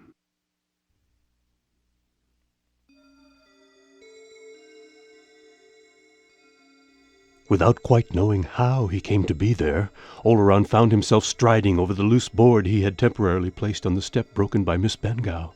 He was hatless and descending the stairs. Not until later did there return to him a hazy memory that he had left the candle burning on the table, had opened the door no wider than was necessary to allow the passage of his body, and had sidled out, closing the door softly behind him. At the foot of the stairs, another shock awaited him. Something dashed with a flurry up from the disused cellars and disappeared out of the door. It was only a cat, but Oleron gave a childish sob. He passed out of the gate and stood for a moment under the "To Let" boards, plucking foolishly at his lip and looking up at the glimmer of light behind one of his red blinds. Then, still looking over his shoulder, he moved stumblingly up the square. There was a small public house round the corner. Oleron had never entered it, but he entered it now, and put down a shilling that missed the counter by inches. "Brandy," he said, and then stooped to look for the shilling. He had the little sawdusted bar to himself. What company there was, carters and labourers and the small tradesmen of the neighbourhood, was gathered in the farther compartment, beyond the space where the white-haired landlady moved among her taps and bottles. Oleron sat down on a hardwood settee with a perforated seat, drank half his brandy, and then, thinking he might as well drink it as spill it, finished it. Then he fell to wondering which of the men whose voices he heard across the public-house would undertake the removal of his effects on the morrow. In the meantime, he ordered more brandy, for he did not intend to go back to that room where he had left the candle burning. Oh, no! He couldn't have faced even the entry, and the staircase with the broken step. Certainly not that pith-white, fascinating room. He would go back for the present to his old arrangement of workroom and separate sleeping quarters. He would go to his old landlady at once, presently, when he had finished his brandy, and see if she could put him up for the night. His glass was empty now, He rose, had it refilled, and sat down again. And if anybody asked his reason for removing again, oh, he had reason enough. Nails that put themselves back into wood again and gashed people's hands, steps that broke when you trod on them, and women who came into a man's place and brushed their hair in the dark were reasons enough. He was querulous and injured about it all. He had taken the place for himself, not for invisible women to brush their hair in. That lawyer fellow in Lincoln's Inn should be told so, too, before many hours were out. It was outrageous, letting people in for agreements like that. A cut glass partition divided the compartment where Oleron sat from the space where the white-haired landlady moved, but it stopped 7 or 8 inches above the level of the counter. There was no partition at the farther bar. Presently, Oleron, raising his eyes, saw that faces were watching him through the aperture. The faces disappeared when he looked at them. He moved to a corner where he could not be seen from the other bar, but this brought him into line with the white-haired landlady. She knew him by sight, had doubtless seen him passing and repassing, and presently she made a remark on the weather. Oleron did not know what he replied, but it sufficed to call forth the further remark that the winter had been a bad one for influenza, but that the spring weather seemed to be coming at last. Even this slight contact with the commonplace steadied Oleron a little. An idle, nascent wonder whether the landlady brushed her hair every night, and if so, whether it gave out those little electric cracklings, was shut down with a snap. And Oleron was better. With his next glass of brandy, he was all for going back to his flat. Not go back? Indeed, he would go back. They should very soon see whether he was to be turned out of his place like that. He began to wonder why he was doing the rather unusual thing he was doing at that moment. Unusual for him, sitting hatless, drinking brandy in a public house. Suppose he were to tell the white-haired landlady all about it, to tell her that a caller had scratched her hand on a nail, and had later had the bad luck to put her foot through a rotten stair, and that he himself, in an old house full of squeaks and creaks and whispers, had heard a minute noise, and had bolted from it in fright. What would she think of him? That he was mad, of course. Pshaw! The real truth of the matter was that he hadn't been doing enough work to occupy him. He had been dreaming his days away, filling his head with a lot of moonshine about a new Romilly, as if the old one was not good enough, and now he was surprised that the devil should enter an empty head. Yes, he would go back. He would take a walk in the air first. He hadn't walked enough lately. And then he would take himself in hand, settle the hash of that 16th chapter of Romilly. Fancy, he had actually been fool enough to think of destroying 15 chapters. And thenceforward he would remember that he had obligations to his fellow men and work to do in the world. There was the matter in a nutshell. He finished his brandy and went out. He had walked for some time before any other bearing of the matter than that on himself occurred to him. At first, the fresh air had increased the heady effect of the brandy he had drunk, but afterwards his mind grew clearer than it had been since morning. And the clearer it grew, the less final did his boastful self-assurances become, and the firmer his conviction that, when all explanations had been made, there remained something that could not be explained. His hysteria of an hour before had passed. He grew steadily calmer, but the disquieting conviction remained. A deep fear took possession of him. It was a fear for Elsie. For something in his place was inimical to her safety. Of themselves, her 2 accidents might not have persuaded him of this, but she herself had said it. "I'm not wanted here." And she had declared that there was something wrong with the place. She had seen it before he had. Well and good. One thing stood out clearly, namely that if this was so, she must be kept away, for quite another reason than that which had so confounded and humiliated Oleron. Luckily, she had expressed her intention of staying away. She must be held to that intention. He must see to it. And he must see to it all the more that he now saw his first impulse, never to set foot in the place again, was absurd. People did not do that kind of thing.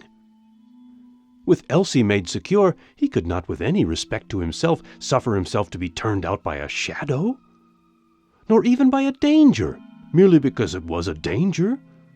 He had to live somewhere, and he would live there. He must return. He mastered the faint chill of fear that came with the decision, and turned in his walk abruptly. Should fear grow on him again, he would perhaps take one more glass of brandy. But by the time he reached the short street that led to the square, he was too late for more brandy. The little public house was still lighted, but closed, and one or two men were standing talking on the curb. Oleron noticed that a sudden silence fell on them as he passed, and he noticed further that the long-nosed Barrett, whom he passed a little lower down, did not return his good night. He turned in at the broken gates, hesitated merely an instant in the alley, and then mounted his stairs again. Only an inch of candle remained in the Sheffield stick, and Oleron did not light another one. Deliberately he forced himself to take it up, and to make the tour of his 5 rooms before retiring. It was as he returned from the kitchen across his little hall that he noticed that a letter lay on the floor. He carried it into his sitting room, and glanced at the envelope before opening it. It was unstamped, and had been put into the door by hand. Its handwriting was clumsy, and it ran from beginning to end without comma or period. Oleron read the first line, turned to the signature, and then finished the letter. It was from the man Barrett, and it informed Oleron that he, Barrett, would be obliged if Mr. Oleron would make other arrangements for the preparing of his breakfasts and the cleaning out of his plates. The sting lay in the tail, that is to say, the postscript. This consisted of a text of Scripture. It embodied an allusion that could only be to Elsie Bengow. A seldom-seen frown had cut deeply into Oleron's brow. So, that was it. Very well, they would see about that on the morrow. For the rest, this seemed merely another reason why Elsie should keep away. Then his suppressed rage broke out. The foul-minded lot! The devil himself could not have given a leer at anything that had ever passed between Paul Oleron and Elsie Bengow, yet this nosing rascal must be prying and talking. Oleron crumpled the paper up, held it in the candle flame, and then ground the ashes under his heel. One useful purpose, however, the letter had served. It had created in Oleron a wrathful blaze that effectually banished pale shadows.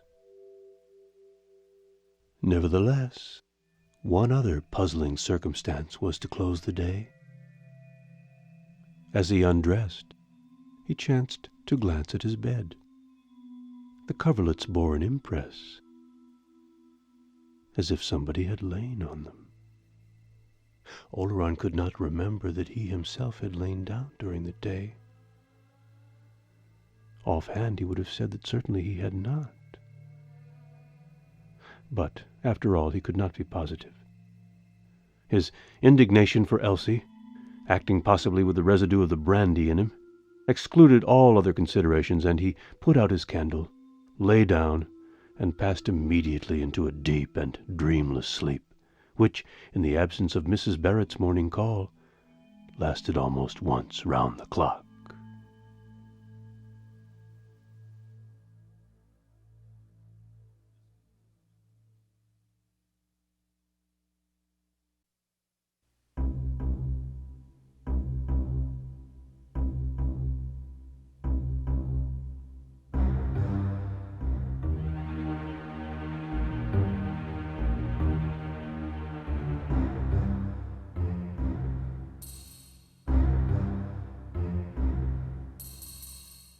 Chapter 8.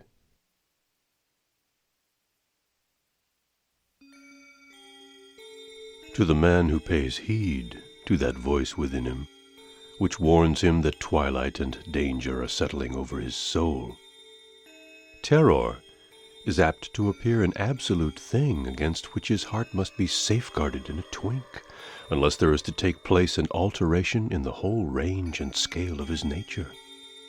Mercifully, he has never far to look for safeguards. Of the immediate and small and common and momentary things of life, of usages and observances and modes and conventions, he builds up fortifications against the powers of darkness.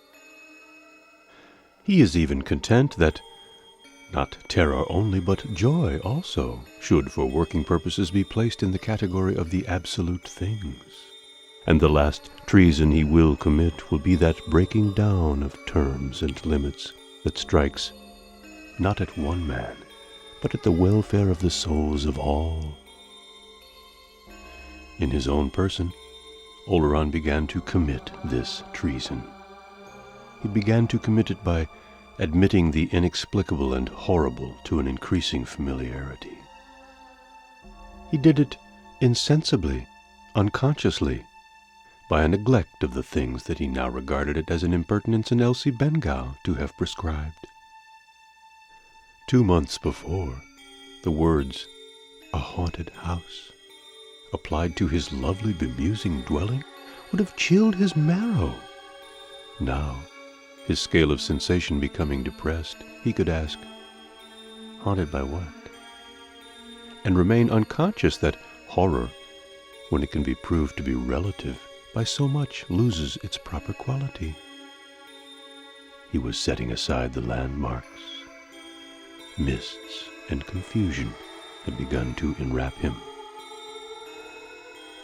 and he was conscious of nothing so much as of a voracious inquisitiveness. He wanted to know. He was resolved to know.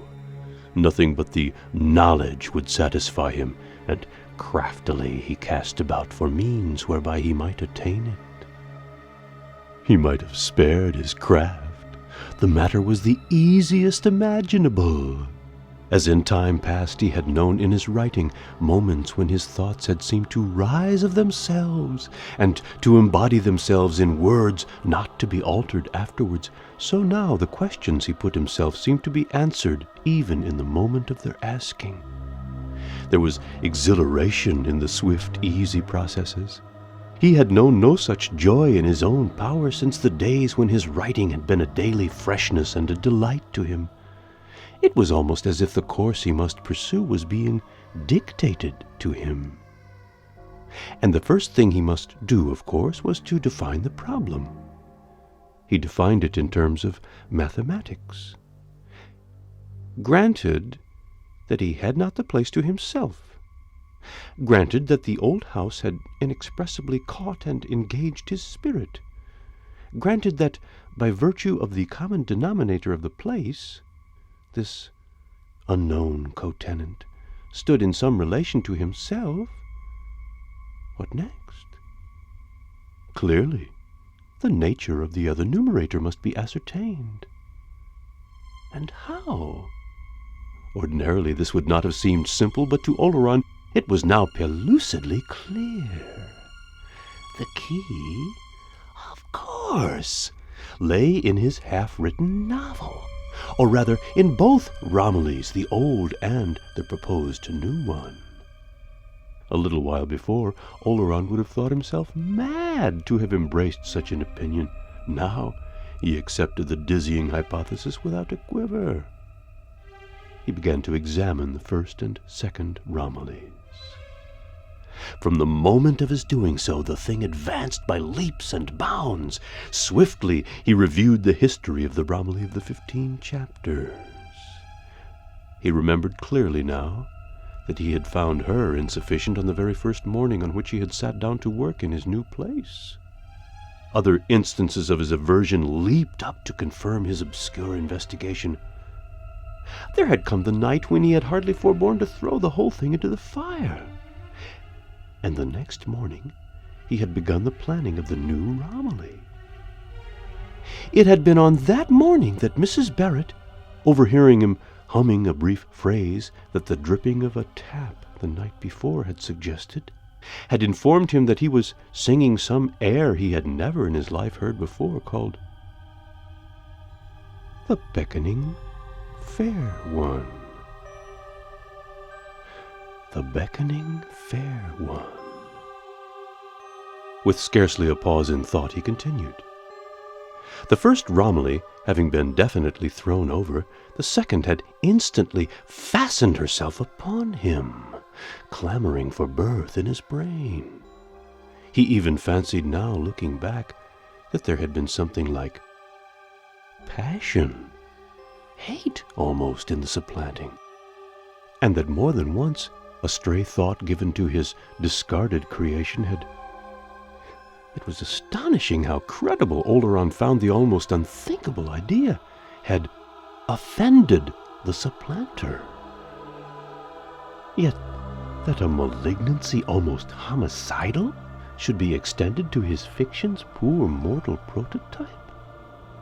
In spite of his inuring to a scale in which the horrible was now a thing to be fingered and turned this way and that, a "Good God!" broke from Oleron. This intrusion of the first Romilly's prototype into his thought again was a factor that for the moment brought his inquiry into the nature of his problem to a termination. The mere thought of Elsie was fatal to anything abstract. For another thing, he could not yet think of that letter of Barrett's, nor of a little scene that had followed it, without a mounting of color and a quick contraction of the brow, for, wisely or not, he had had that argument out at once.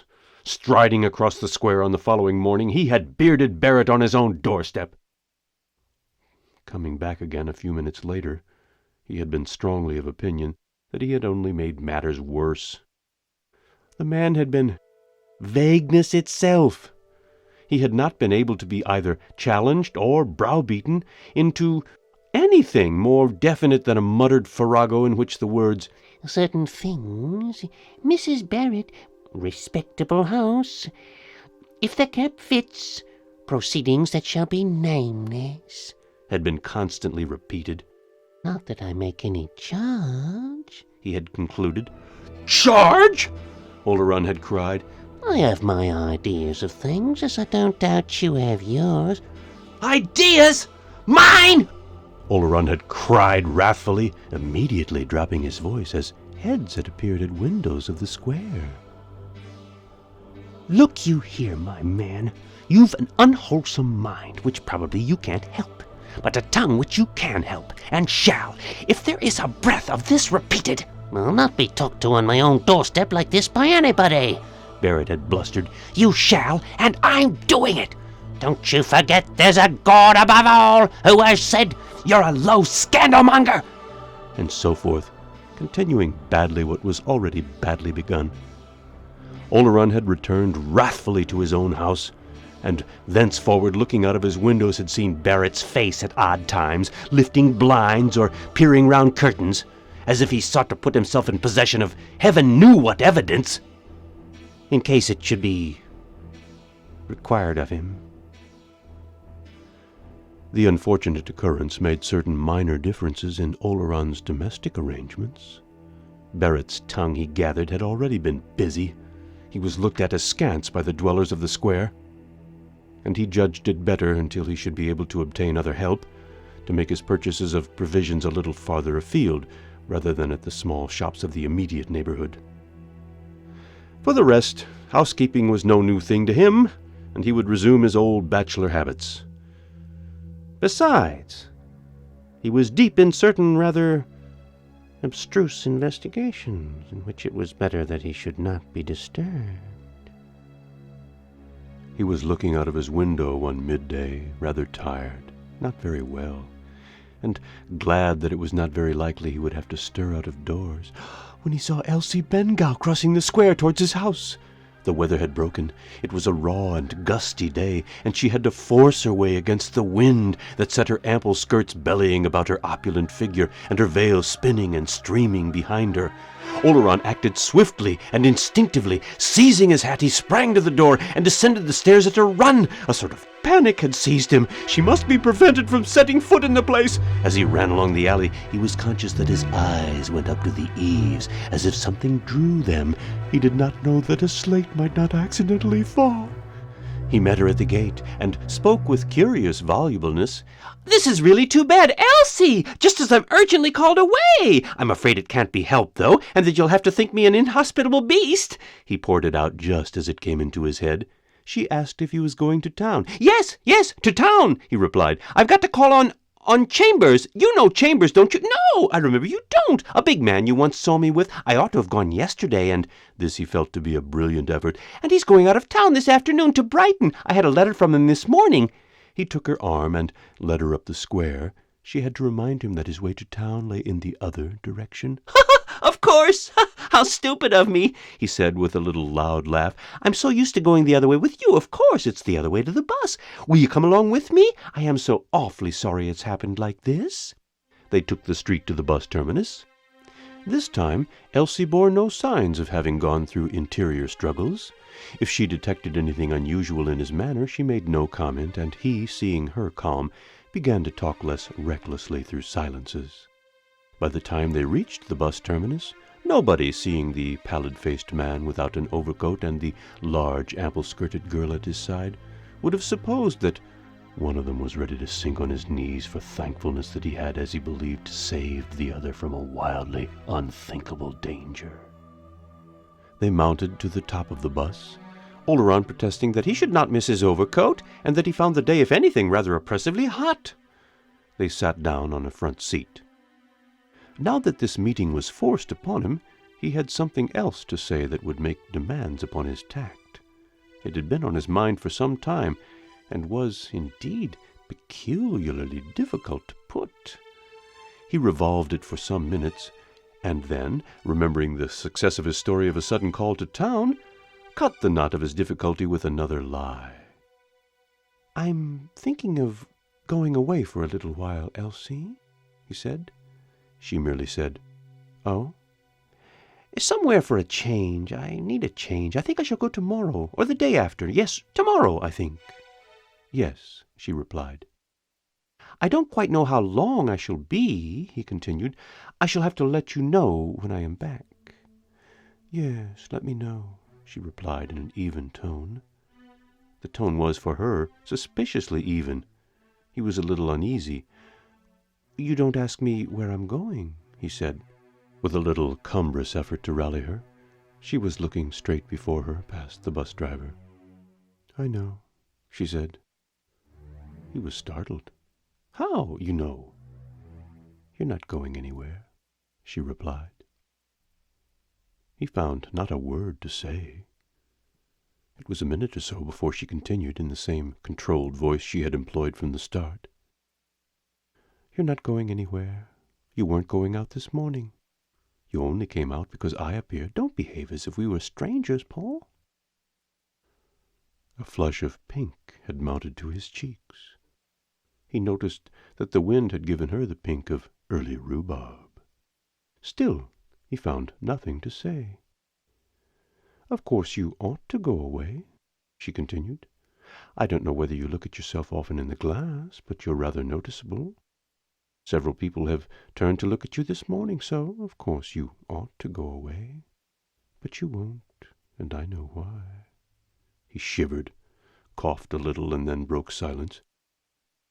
"Then if you know, there's no use in continuing this discussion," he said curtly. "Not for me, perhaps, but there is for you," she replied. "Shall I tell you what I know?" "No," he said in a voice slightly raised. "No?"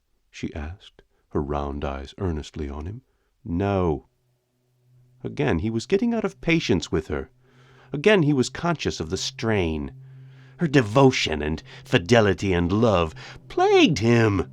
She was only humiliating both herself and him. It would have been bad enough had he ever, by word or deed, given her cause for thus fastening herself on him. But there, that was the worst of that kind of life for a woman. Women such as she, businesswomen, in and out of offices all the time, always, whether they realized it or not, made comradeship a cover for something else. They accepted the unconventional status, came and went freely as men did, were honestly taken by men at their own valuation, and then it turned out to be the other thing after all, and they went and fell in love. No wonder there was gossip in shops and squares and public houses.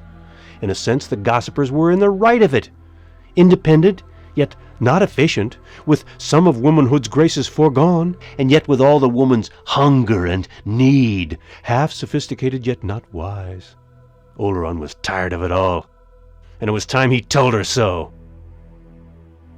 "I suppose," he said tremblingly, looking down between his knees, "I suppose the real trouble is in the life women who earn their own living are obliged to lead." He could not tell in what sense she took the lame generality. She merely replied, "I suppose so." "It can't be helped," he continued, "but you do sacrifice a good deal." She agreed, a good deal, and then she added after a moment, "What, for instance?" "You may or may not be gradually attaining a new status, but you're in a false position today." It was very likely, she said. She hadn't thought of it much in that light. "And," he continued desperately, "you're bound to suffer. Your most innocent acts are misunderstood. Motives you never dreamed of are attributed to you, and in the end it comes to—" He hesitated a moment and then took the plunge. "To the sidelong look and the leer." She took his meaning with perfect ease. She merely shivered a little as she pronounced the name. Barrett? His silence told her the rest. Anything further that was to be said must come from her. It came, as the bus stopped at a stage and fresh passengers mounted the stairs. "You'd better get down here and go back, Paul," she said. "I understand perfectly. It isn't Barrett. You'd be able to deal with Barrett. It's merely convenient for you to say it's Barrett. I know what it is. But you said I wasn't to tell you that. Very well. But before you go, let me tell you why I came up this morning."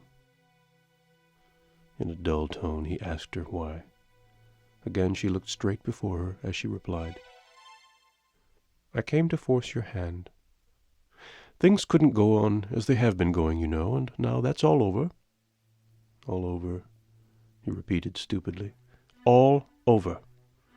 I want you now to consider yourself, as far as I'm concerned, perfectly free. I make only one reservation." He hardly had the spirit to ask her what that was. "If I merely need you," she said, "please don't give that a thought. That's nothing. I shan't come near for that. But," she dropped her voice, "if you're in need of me, Paul, I shall know if you are, and you will be. Then I shall come, at no matter what cost. You understand that?" He could only groan. "So, that's understood," she concluded. "And I think that's all. Now, go back. I should advise you to walk back, for you're shivering. Goodbye." She gave him a cold hand, and he descended. He turned on the edge of the curb as the bus started again. For the first time in all the years he had known her, she parted from him with no smile and no wave of her long arm. Chapter 9.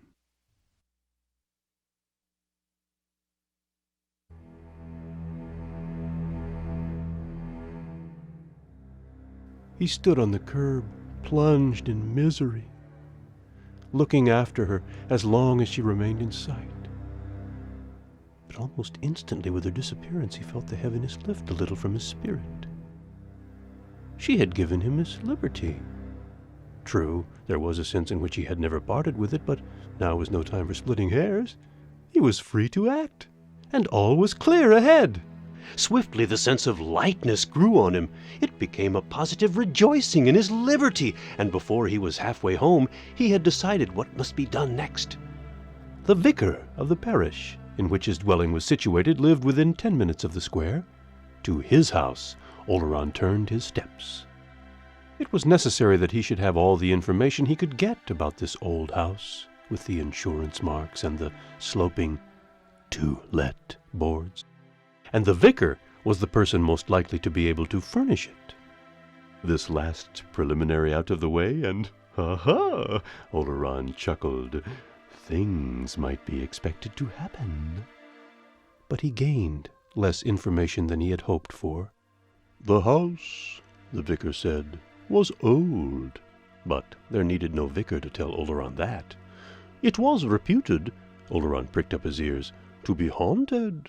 But there were few old houses about which some rumor did not circulate among the ignorant, and the deplorable lack of faith of the modern world," the vicar thought, "did not tend to dissipate these superstitions." For the rest, his manner was the soothing manner of one who prefers not to make statements without knowing how they will be taken by his hearer. Oleron smiled as he perceived this. "You may leave my nerves out of the question," he said. "How long has the place been empty?" "A dozen years, I should say," the vicar replied. "And the last tenant, did you know him? Or her?" Oleron was conscious of a tingling of his nerves as he offered the vicar the alternative of sex. "Him," said the vicar. "A man. If I remember rightly, his name was Madley, an artist. He was a great recluse, seldom went out of the place, and—" The vicar hesitated and then broke into a little gush of candor.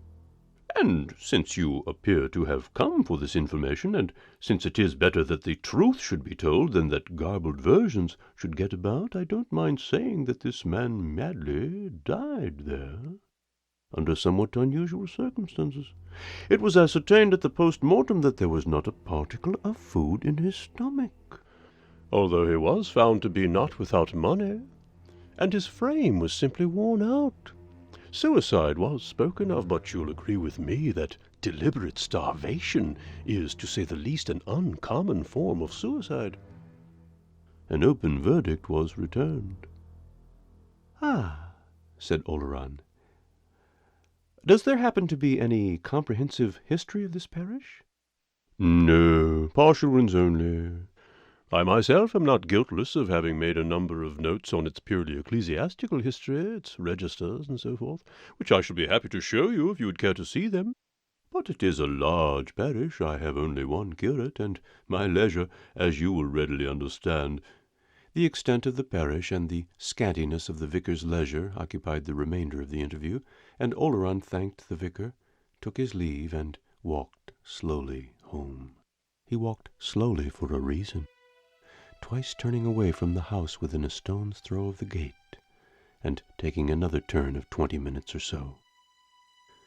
He had a very ticklish piece of work now before him. It required the greatest mental concentration. It was nothing less than to bring his mind, if he might, into such a state of unpreoccupation and receptivity that he should see the place as he had seen it on that morning when, his removal accomplished, he had sat down to begin the 16th chapter of the first Romilly. For could he recapture that first impression, he now hoped for far more from it.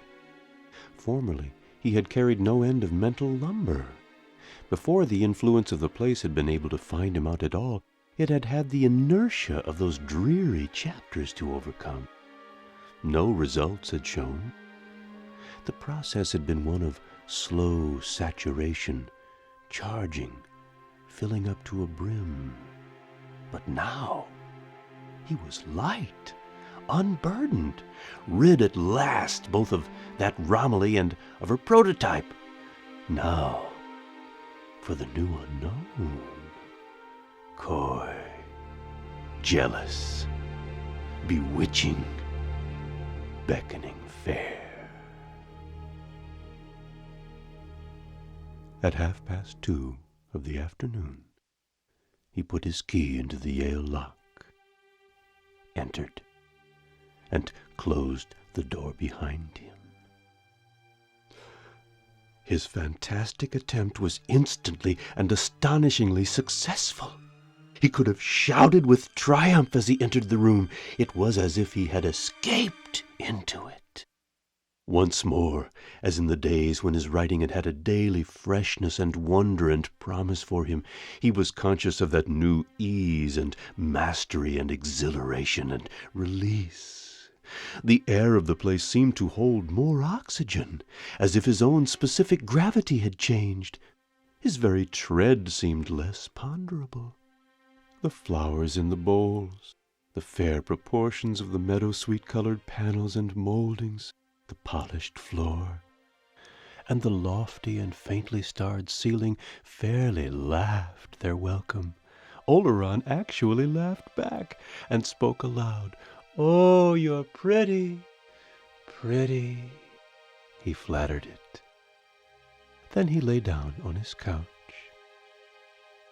He spent that afternoon as a convalescent who expected a dear visitor might have spent it, in a delicious vacancy, smiling now and then, as if in his sleep, and ever lifting drowsy and contented eyes to his alluring surroundings.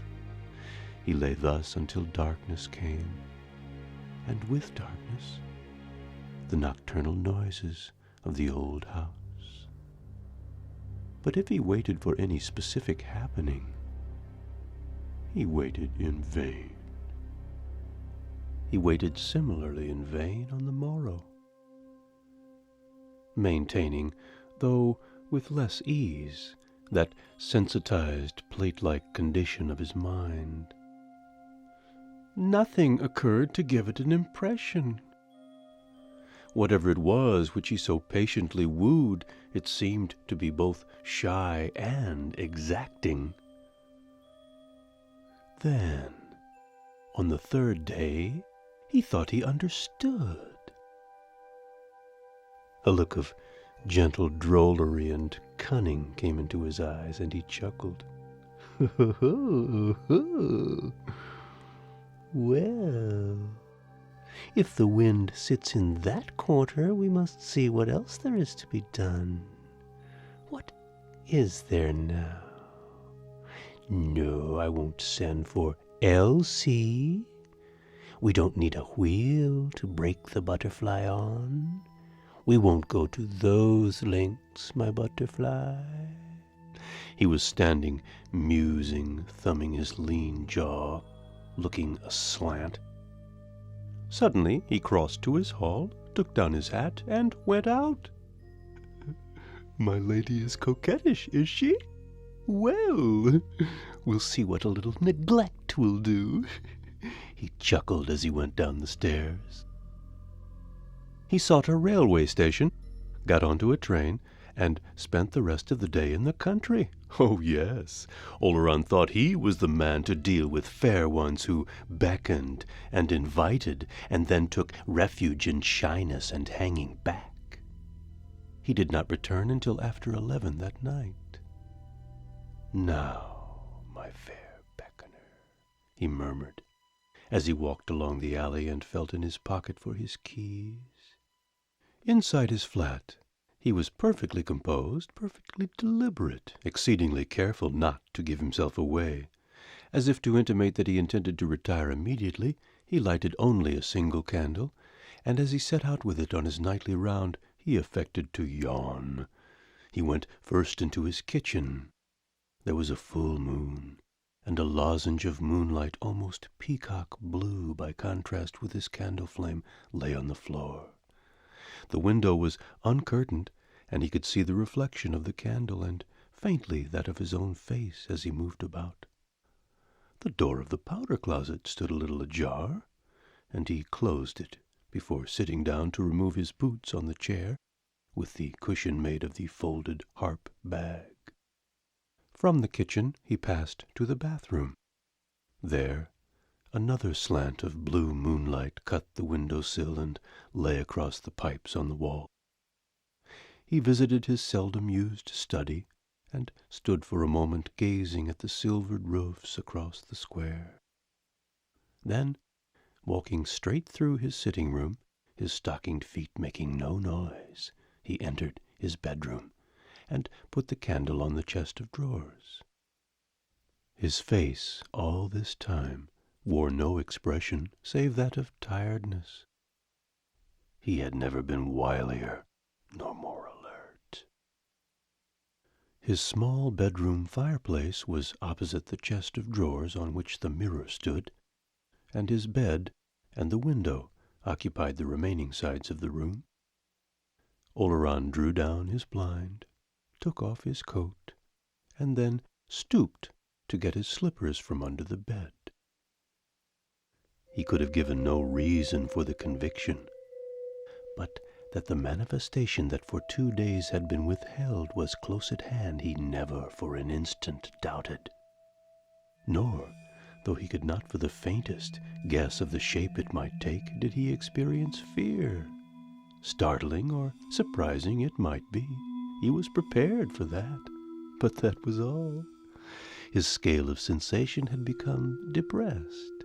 His hand moved this way and that under the bed in search of his slippers. But, for all his caution and method and preparedness, his heart all at once gave a leap and a pause that was almost horrid. His hand had found the slippers, but he was still on his knees. Save for this circumstance, he would have fallen. The bed was a low one. The groping for the slippers accounted for the turn of his head to one side, and he was careful to keep the attitude until he had partly recovered his self-possession. When presently he rose, there was a drop of blood on his lower lip, where he had caught at it with his teeth, and his watch had jerked out of the pocket of his waistcoat and was dangling at the end of its short leather guard. Then, before the watch had ceased its little oscillation, he was himself again. In the middle of his mantelpiece there stood a picture, a portrait of his grandmother.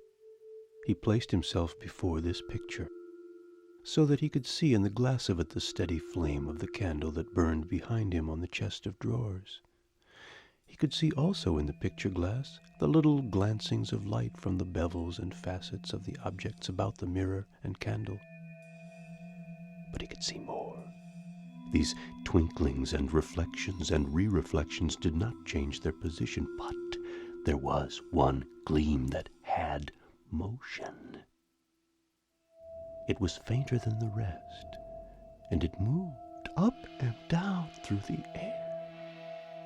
It was the reflection of the candle on Oleron's black vulcanite comb, and each of its downward movements was accompanied by a silky and crackling rustle.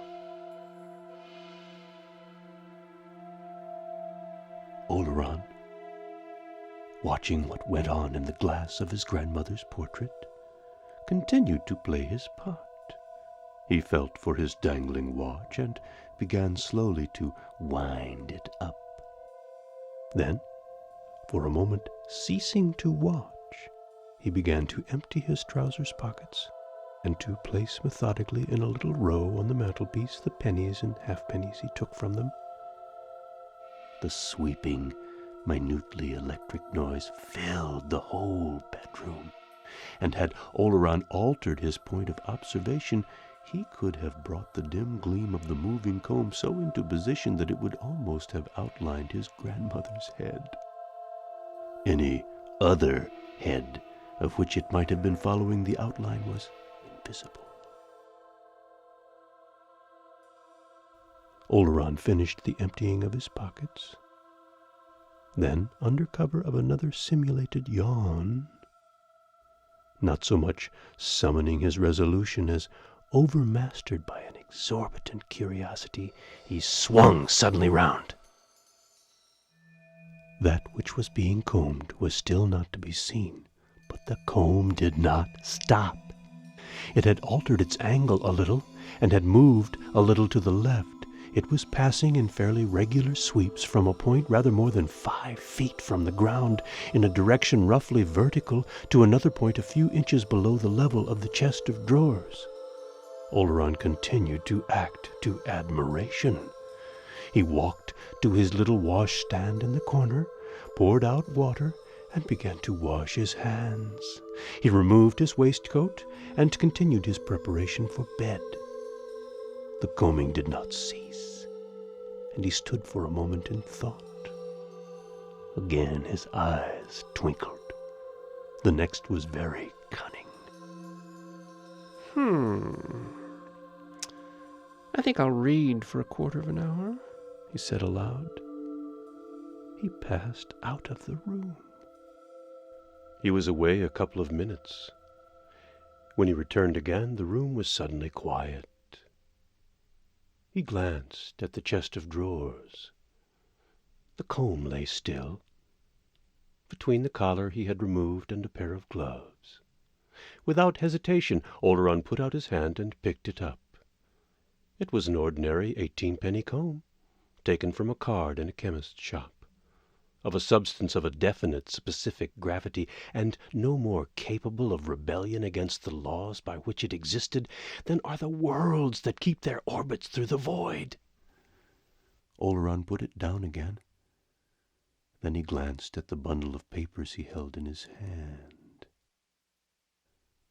What he had gone to fetch had been the 15 chapters of the original Romilly.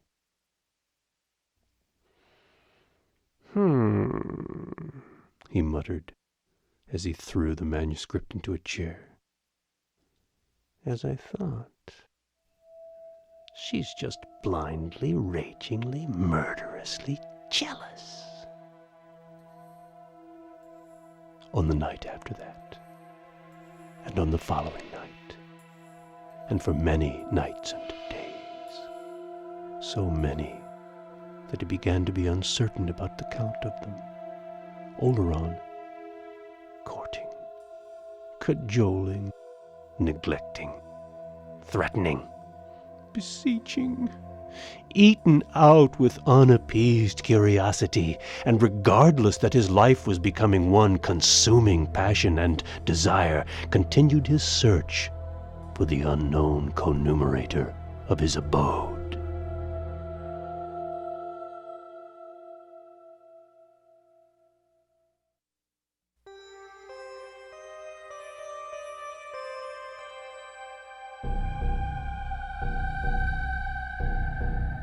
Chapter 10.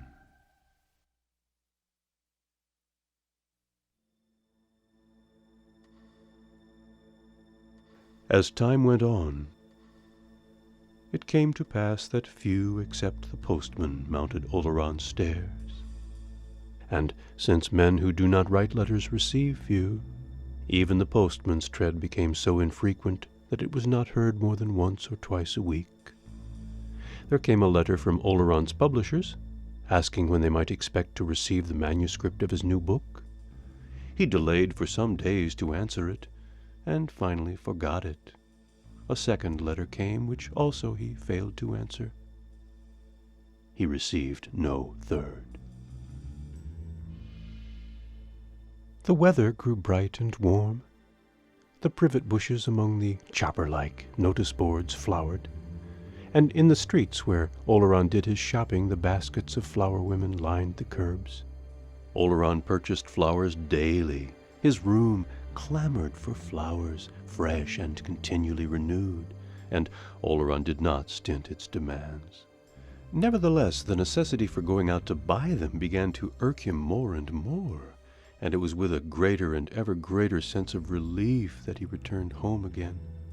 He began to be conscious that again his scale of sensation had suffered a subtle change, a change that was not restoration to its former capacity, but an extension and enlarging that once more included terror. It admitted it in an entirely new form. Lux orco tenebrae dioci. Cover the light, darkness plays.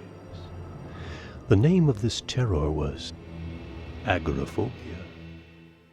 Oleron had begun to dread air and space and the horror that might pounce upon the unguarded back.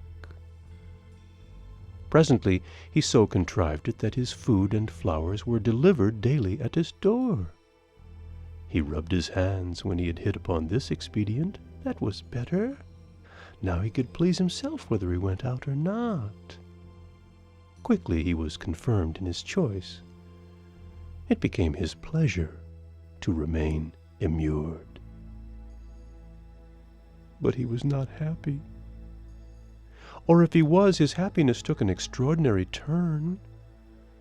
He fretted discontentedly, could sometimes have wept for mere weakness and misery. And yet he was dimly conscious that he would not have exchanged his sadness for all the noisy mirth of the world outside. And speaking of noise, much noise, now caused him the acutest discomfort. It was hardly more to be endured than that newborn fear that kept him, on the increasingly rare occasions when he did go out, sidling close to walls and feeling friendly railings with his hand.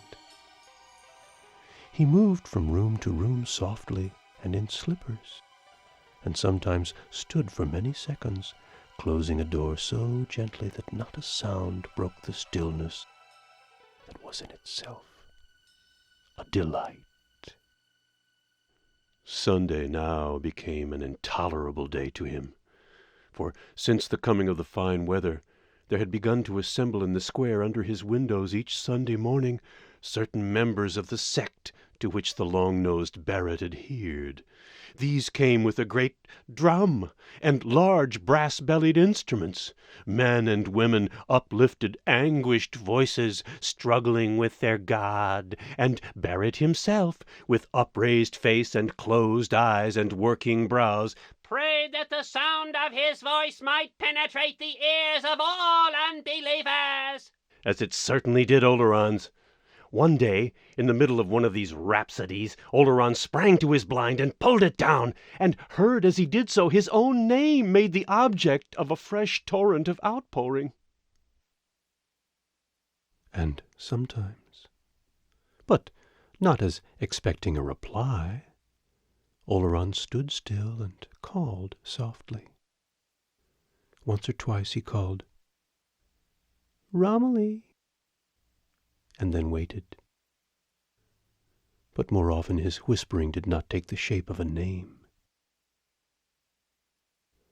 There was one spot in particular of his abode that he began to haunt with increasing persistency.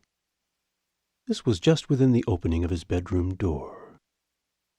He had discovered one day that by opening every door in his place, always excepting the outer one, which he only opened unwillingly, and by placing himself on this particular spot, he could actually see, to a greater or less extent, into each of his 5 rooms without changing his position. He could see the whole of his sitting-room, all of his bedroom, except the part hidden by the open door, and glimpses of his kitchen, bathroom, and of his rarely used study. He was often in this place, breathless, and with his finger on his lip. One day, as he stood there, he suddenly found himself wondering whether this Madley, of whom the vicar had spoken, had ever discovered the strategic importance of the bedroom entry. Light, moreover, now caused him greater disquietude than did darkness. Direct sunlight, of which, as the sun passed daily round the house, each of his rooms had now its share, was like a flame in his brain, and even diffused light was a dull and numbing ache. He began at successive hours of the day, one after another, to lower his crimson blinds. He made short and daring excursions in order to do this, but he was ever careful to leave his retreat open in case he should have sudden need of it. Presently this lowering of the blinds had become a daily methodical exercise, and his rooms, when he had been his round, had the blood-red half-light of a photographer's dark-room.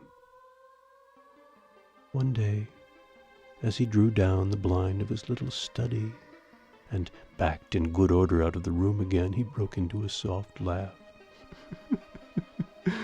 "That bilks, Mr. Barrett," he said, and the baffling of Barrett continued to afford him mirth for an hour.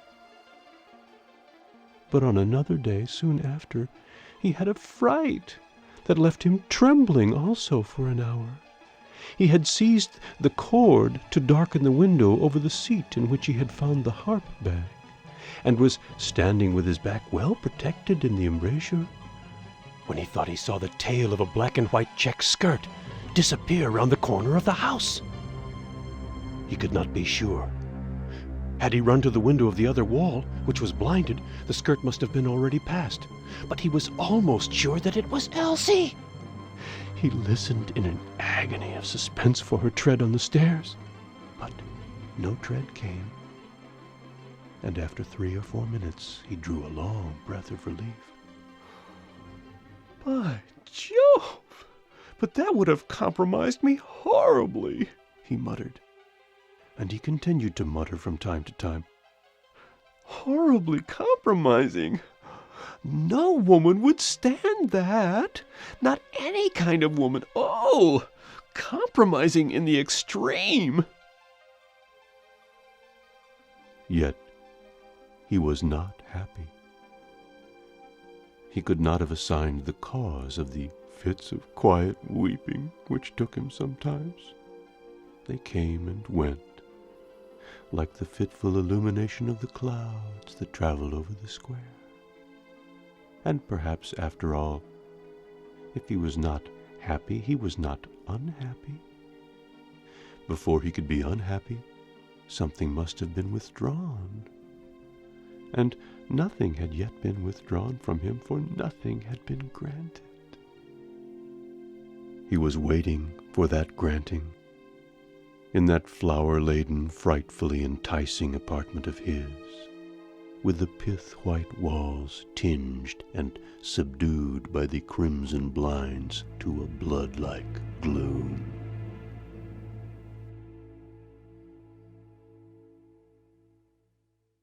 He paid no heed to it that his stock of money was running perilously low, nor that he had ceased to work. Ceased to work? He had not ceased to work. They knew very little about it who supposed that Oleron had ceased to work. He was in truth only now beginning to work. He was preparing such a work, such a work. Such a mistress was a-making in the gestation of his art. Let him but get this period of probation and poignant waiting over, and men should see. How should men know her, this fair one of Oleron's, until Oleron himself knew her? Lovely, radiant creations are not thrown off like howdy-doos. The men to whom it is committed to father them must weep wretched tears, as Oleron did, swell with vain, presumptuous hopes, as Oleron did, must pursue, as Oleron pursued, the capricious, fair, mocking, slippery, eager spirit that, ever eluding, ever sees to it that the chase does not slacken. Let Oleron but hunt this huntress a little longer, he would have her, sparkling and panting in his arms, yet, oh no, they were very far from the truth who supposed that Oleron had ceased to work. And if all else was falling away from Oleron, gladly he was letting it go. So do we all when our fair ones beckon. Quite at the beginning we wink and promise ourselves that we will put her ladyship through her paces, neglect her for a day, turn her own jealous wiles against her, flout and ignore her when she comes wheedling. Perhaps there lurks within us all the time a heartless sprite who is never fooled. But in the end, all falls away. She beckons, and all goes. And so Oleron kept his strategic post within the frame of his bedroom door, and watched and waited and smiled with his finger on his lips. It was his duteous service, his worship, his troth-plighting, all that he had ever known of love. And when he found himself, as he now and then did, hating the dead man madly, and wishing that he had never lived, he felt that that too was an acceptable service. But as he thus prepared himself, as it were, for a marriage, and moped and chafed more and more that the bride made no sign, he made a discovery that he ought to have made weeks before. It was through a thought of the dead Madley that he made it. Since that night when he had thought in his greenness that a little studied neglect would bring the lovely beckoner to her knees, and had made use of her own jealousy to banish her, he had not set eyes on those 15 discarded chapters of Romilly. He had thrown them back into the window-seat, forgotten their very existence. But his own jealousy of Madley had put him in mind of hers, of her jilted rival of flesh and blood. And he remembered them. Fool that he had been! Had he then expected his desire to manifest herself while there still existed the evidence of his divided allegiance? What! And she with a passion so fierce and centered that it had not hesitated at the destruction, twice attempted, of a rival? Fool that he had been! But if that was all the pledge and sacrifice she required, she should have it. Yes, and quickly. He took the manuscript from the window-seat and brought it to the fire. He kept his fire always burning now. The warmth brought out the last vestige of odor of the flowers with which his room was banked. He did not know what time it was. Long since he had allowed his clock to run down. It had seemed a foolish measurer of time in regard to the stupendous things that were happening to Oleron, but he knew it was late. He took the Romilly manuscript and knelt before the fire. But he had not finished removing the fastening that held the sheets together before he suddenly gave a start, turned his head over his shoulder, and listened intently. The sound he had heard had not been loud. It had been, indeed, no more than a tap, twice or thrice repeated. But it had filled Oleron with alarm. His face grew dark as it came again. He heard a voice outside on his landing. Paul? It was Elsie's voice. Paul? I know you're in. I want to see you. He cursed her under his breath, but kept perfectly still. He did not intend to admit her.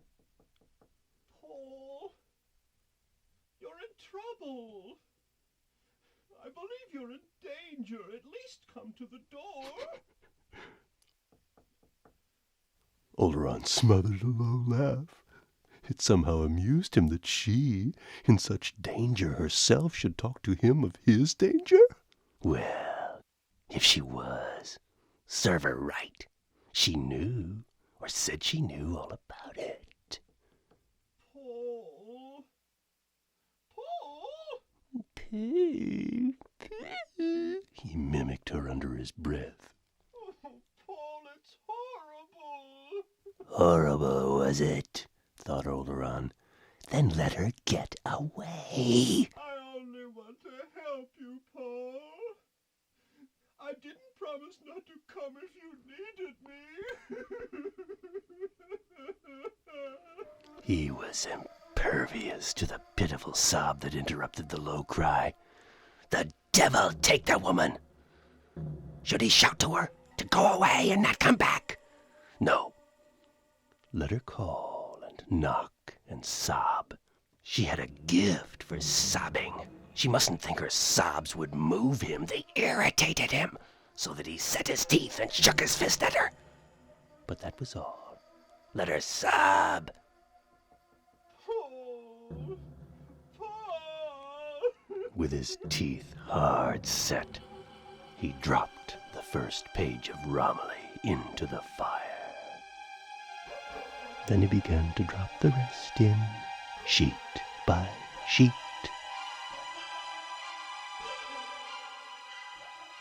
For many minutes the calling behind his door continued.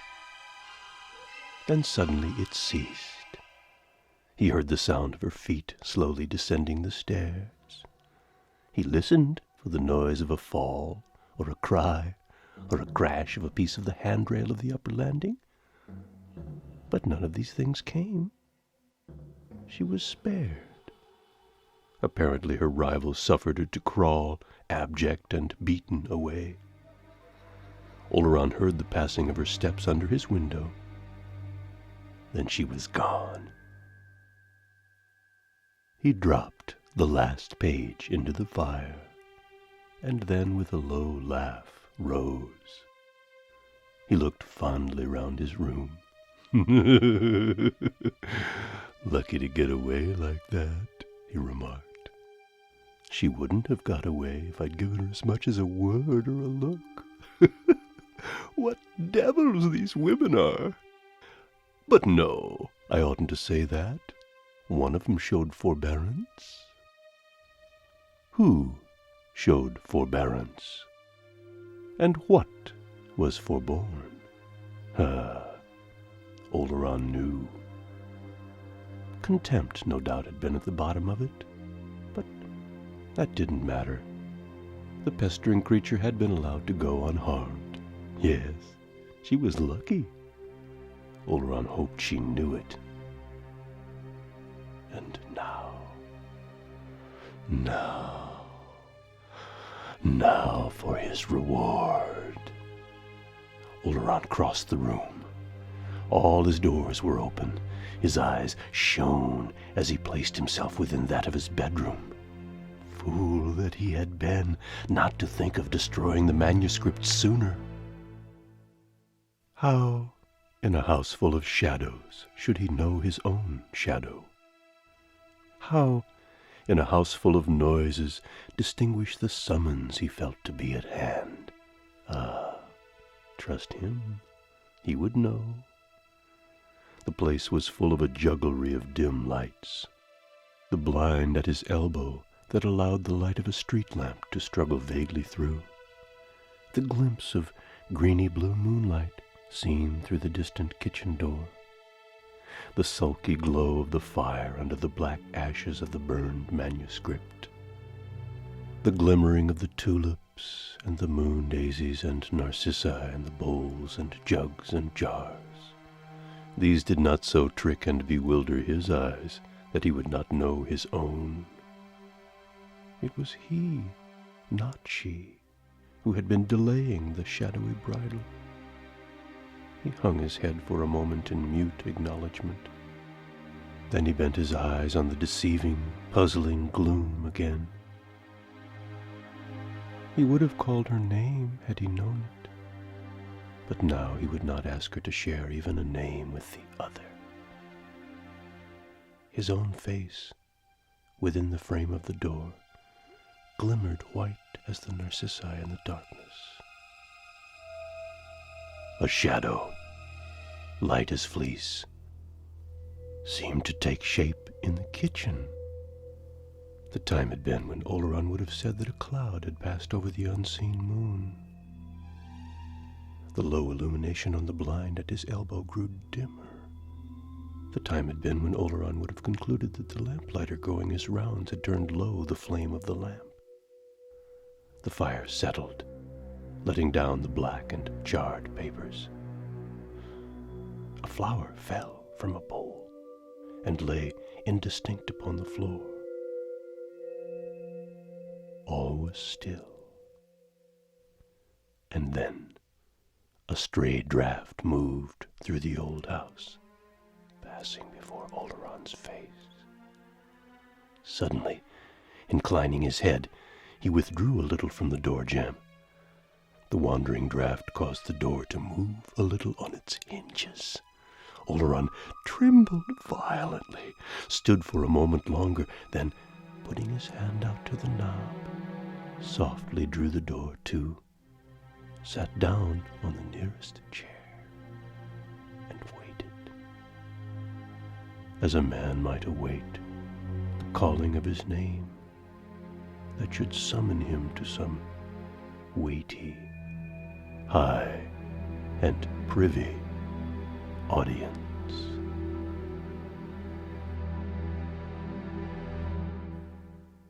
Chapter 11. One knows not whether there can be human compassion for anemia of the soul. When the pitch of life is dropped, and the spirit is so put over and reversed that that only is horrible which before was sweet and worldly and of the day, the human relation disappears.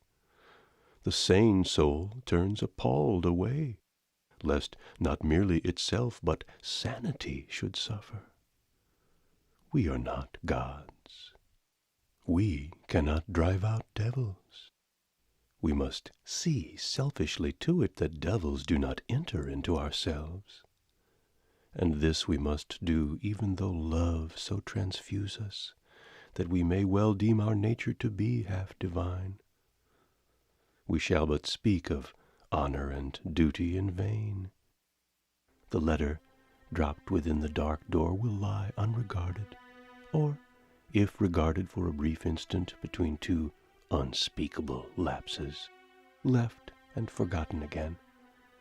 The telegram will be undelivered, nor will the whistling messenger, wiselier guided than he knows to whistle, be conscious as he walks away of the drawn blind that is pushed aside an inch by a finger and then fearfully replaced again. No. Let the miserable wrestle with his own shadows. Let him, if indeed he be so mad, clip and strain and enfold and couch the succubus, but let him do so in a house into which not an air of heaven penetrates, nor a bright finger of the sun pierces the filthy twilight. The lost must remain lost. Humanity has other business to attend to. For the handwriting of the two letters that Oleron, stealing noiselessly one June day into his kitchen to rid his sitting room of an armful of fetid and decaying flowers, had seen on the floor within his door, it had no more meaning for him than if it had belonged to some dim and faraway dream. And at the beating of the telegraph boy upon the door, within a few feet of the bed where he lay, he had gnashed his teeth and stopped his ears. He had pictured the lad standing there, just beyond his partition, among packets of provisions and bundles of dead and dying flowers. For his outer landing was littered with these. Oleron had feared to open his door and take them in. After a week, the errand lads had reported that there must be some mistake about the order, and had left no more. Inside, in the red twilight, the old flowers turned brown and fell and decayed where they lay. Gradually, his power was draining away. The abomination fastened on Oleron's power. The steady sapping sometimes left him for many hours of prostration, gazing vacantly up at his red-tinged ceiling, idly suffering such fancies as came of themselves to have their way with him. Even the strongest of his memories had no more than a precarious hold upon his attention. Sometimes a flitting half-memory of a novel to be written, a novel it was important that he should write, tantalized him for a space before vanishing again. And sometimes whole novels, perfect, splendid, established to endure, rose magically before him. And sometimes the memories were absurdly remote and trivial, of garrets he had inhabited and lodgings that had sheltered him, and so forth. Oleron had known a good deal about such things in his time. But all that was now past. He had at last found a place which he did not intend to leave until they fetched him out. A place that some might have thought a little on the green-sick side, that others might have considered to be a little too redolent of long dead and morbid things for a living man to be mewed up in, but so irresistible, with such an authority of its own, with such an associate of its own, and a place of such delights, when once a man had ceased to struggle against its inexorable will. A novel, Somebody ought to write a novel about a place like that. There must be lots to write about in a place like that, if one could but get to the bottom of it. It had probably already been painted by a man called Madley, who had lived there. But Oleron had not known this Madley, had a strong feeling that he wouldn't have liked him, would rather he had lived somewhere else. Really couldn't stand the fellow, hated him, madly, in fact. Aha! That was a joke. He seriously doubted whether the man had led the life he ought.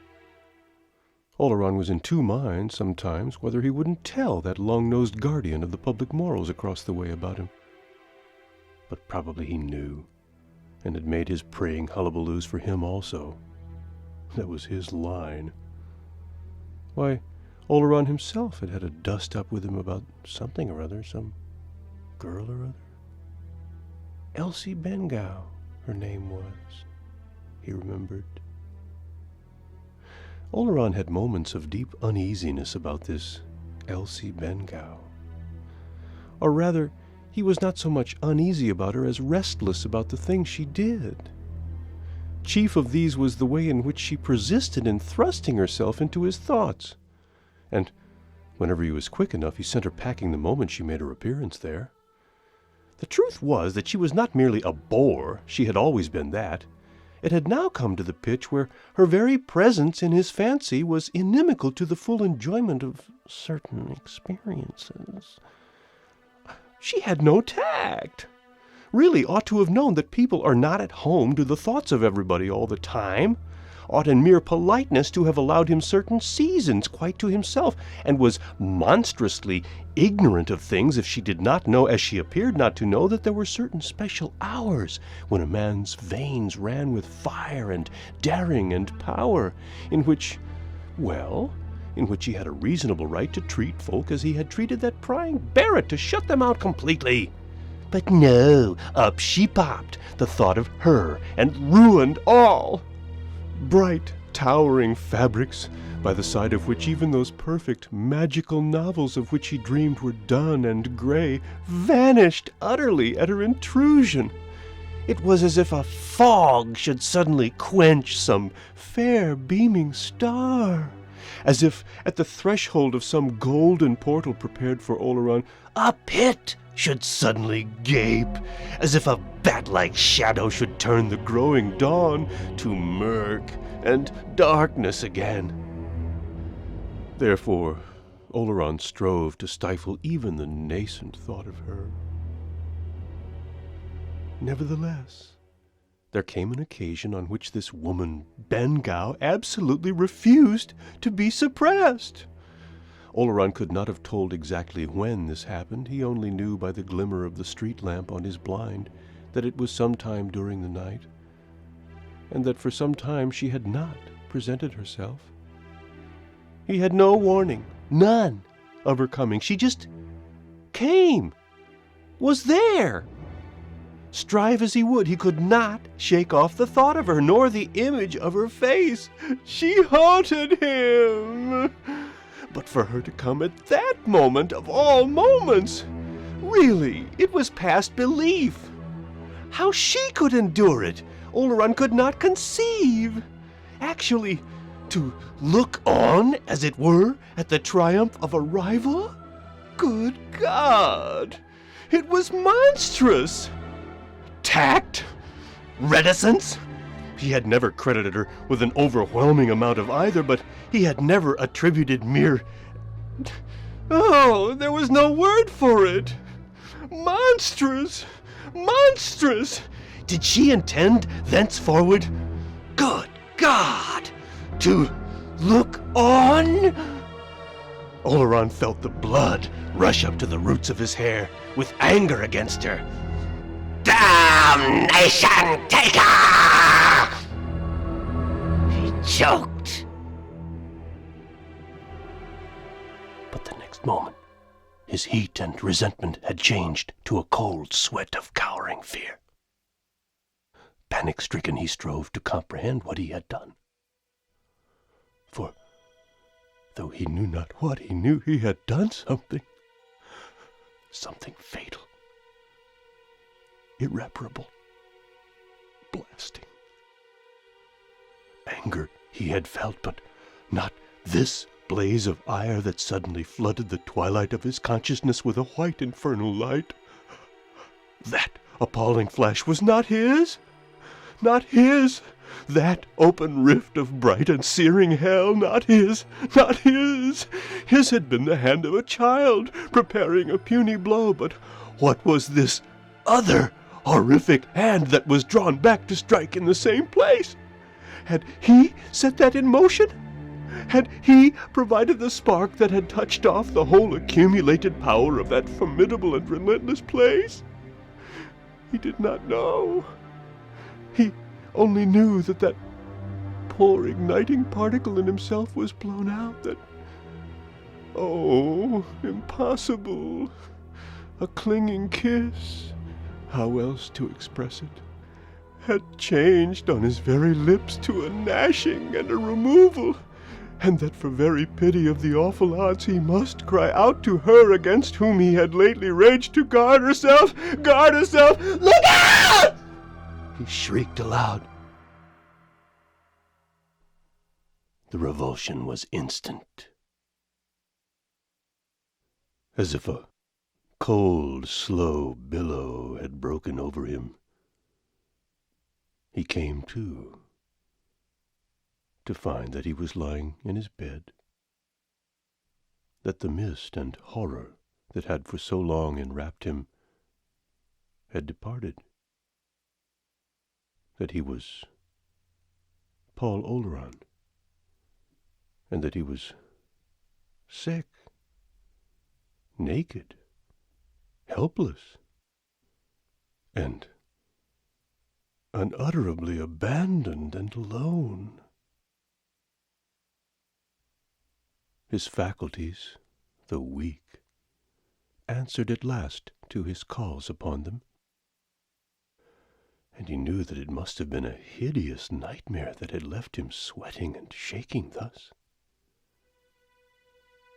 Yes, he was himself, Paul Oleron, a tired novelist, already past the summit of his best work and slipping downhill again empty-handed from it all.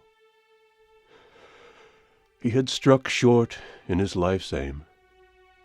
He had tried too much, had overestimated his strength,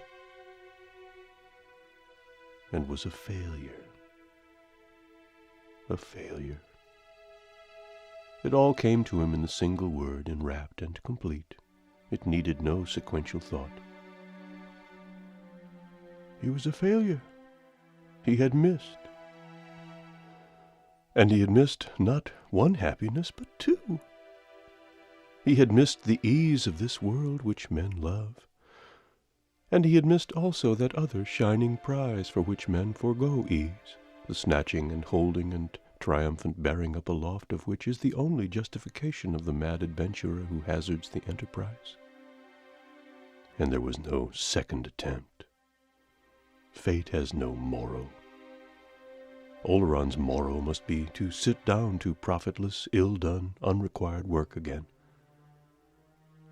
And so on the morrow after that, and the morrow after that, and as many morrows as there might be. He lay there, weakly yet sanely considering it. And since the whole attempt had failed, it was hardly worth while to consider whether a little might not be saved from the general wreck. No good would ever come of that half-finished novel. He had intended that it should appear in the autumn, was under contract that it should appear. No matter. It was better to pay forfeit to his publishers than to waste what days were left. He was spent. Age was not far off, and paths of wisdom and sadness were the properest for the remainder of the journey. If only he had chosen the wife, the child, the faithful friend at the fireside, and let them follow an ignis fatuus, foolish fire, that list. In the meantime, it began to puzzle him exceedingly why he should be so weak, that his room should smell so overpoweringly of decaying vegetable matter, and that his hand, chancing to stray to his face in the darkness, should encounter a beard. Most extraordinary, he began to mutter to himself. Have I been ill? Am I ill now? And if so, why have they left me alone? Extraordinary. He thought he heard a sound from the kitchen or bathroom. He rose a little on his pillow and listened. Ah, he was not alone then. It certainly would have been extraordinary if they had left him ill and alone. Alone? Oh, no. He would be looked after. He wouldn't be left ill to shift for himself. If everybody else had forsaken him, he could trust Elsie Bengow, the dearest chum he had, for that. Bless her faithful heart. But suddenly, a short, stifled, spluttering cry rang sharply out. It came from the kitchen. And in the same moment it flashed upon Oleron, he knew not how, that 2, 3, 5. He knew not how many minutes before another sound, unmarked at the time but suddenly transfixing his attention now, had striven to reach his intelligence. This sound had been the slight touch of metal on metal, just such a sound as Oleron made when he put his key into the lock. Hello! Who's that? He called sharply from his bed. He had no answer. He called again. Hello? Who's there? Who is it? This time he was sure he heard noises, soft and heavy, in the kitchen. This is a queer thing altogether, he muttered. By Jove, I'm as weak as a kitten, too. Hello there! Somebody called, didn't they? Elsie, is that you? Then he began to knock with his hand on the wall at the side of his bed. Elsie? Elsie? You called, didn't you? Please come here, whoever 'tis. There was a sound, as of a closing door, and then silence. Oleron began to get rather alarmed. It may be a nurse, he muttered. Elsie'd have to get me a nurse, of course. She'd sit with me as long as she could spare the time, brave lass, and she'd get a nurse for the rest. But it was awfully like her voice. Elsie! Or whoever it is! I can't make this out at all. I must go and see what's the matter. He put one leg out of bed. Feeling its feebleness, he reached with his hand for the additional support of the wall. But before putting out the other leg, he stopped and considered, picking at his newfound beard. He was suddenly wondering whether he dared go into the kitchen. It was such a frightfully long way. No man knew what horror might not leap and huddle on his shoulders if he went so far. When a man has an overmastering impulse to get back into bed, he ought to take heed of the warning and obey it. Besides, why should he go? What was there to go for? If it was that Bengow creature again, let her look after herself. Oleron was not going to have things cramp themselves on his defenseless back for the sake of such a spoil sport as she. If she was in, let herself out again, and the sooner the better for her. Oleron simply couldn't be bothered. He had his work to do. On the morrow, he must set about the writing of a novel with a heroine so winsome, capricious, adorable, jealous, wicked, beautiful, inflaming, and altogether evil, that men should stand amazed. she was coming over him now. He knew by the alteration of the very air of the room when she was near him, and that soft thrill of bliss that had begun to stir in him never came unless she was beckoning.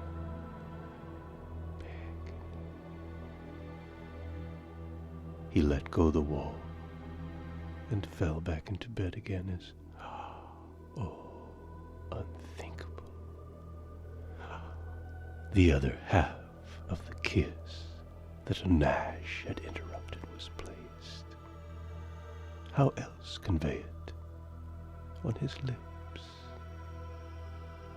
robbing him of very breath.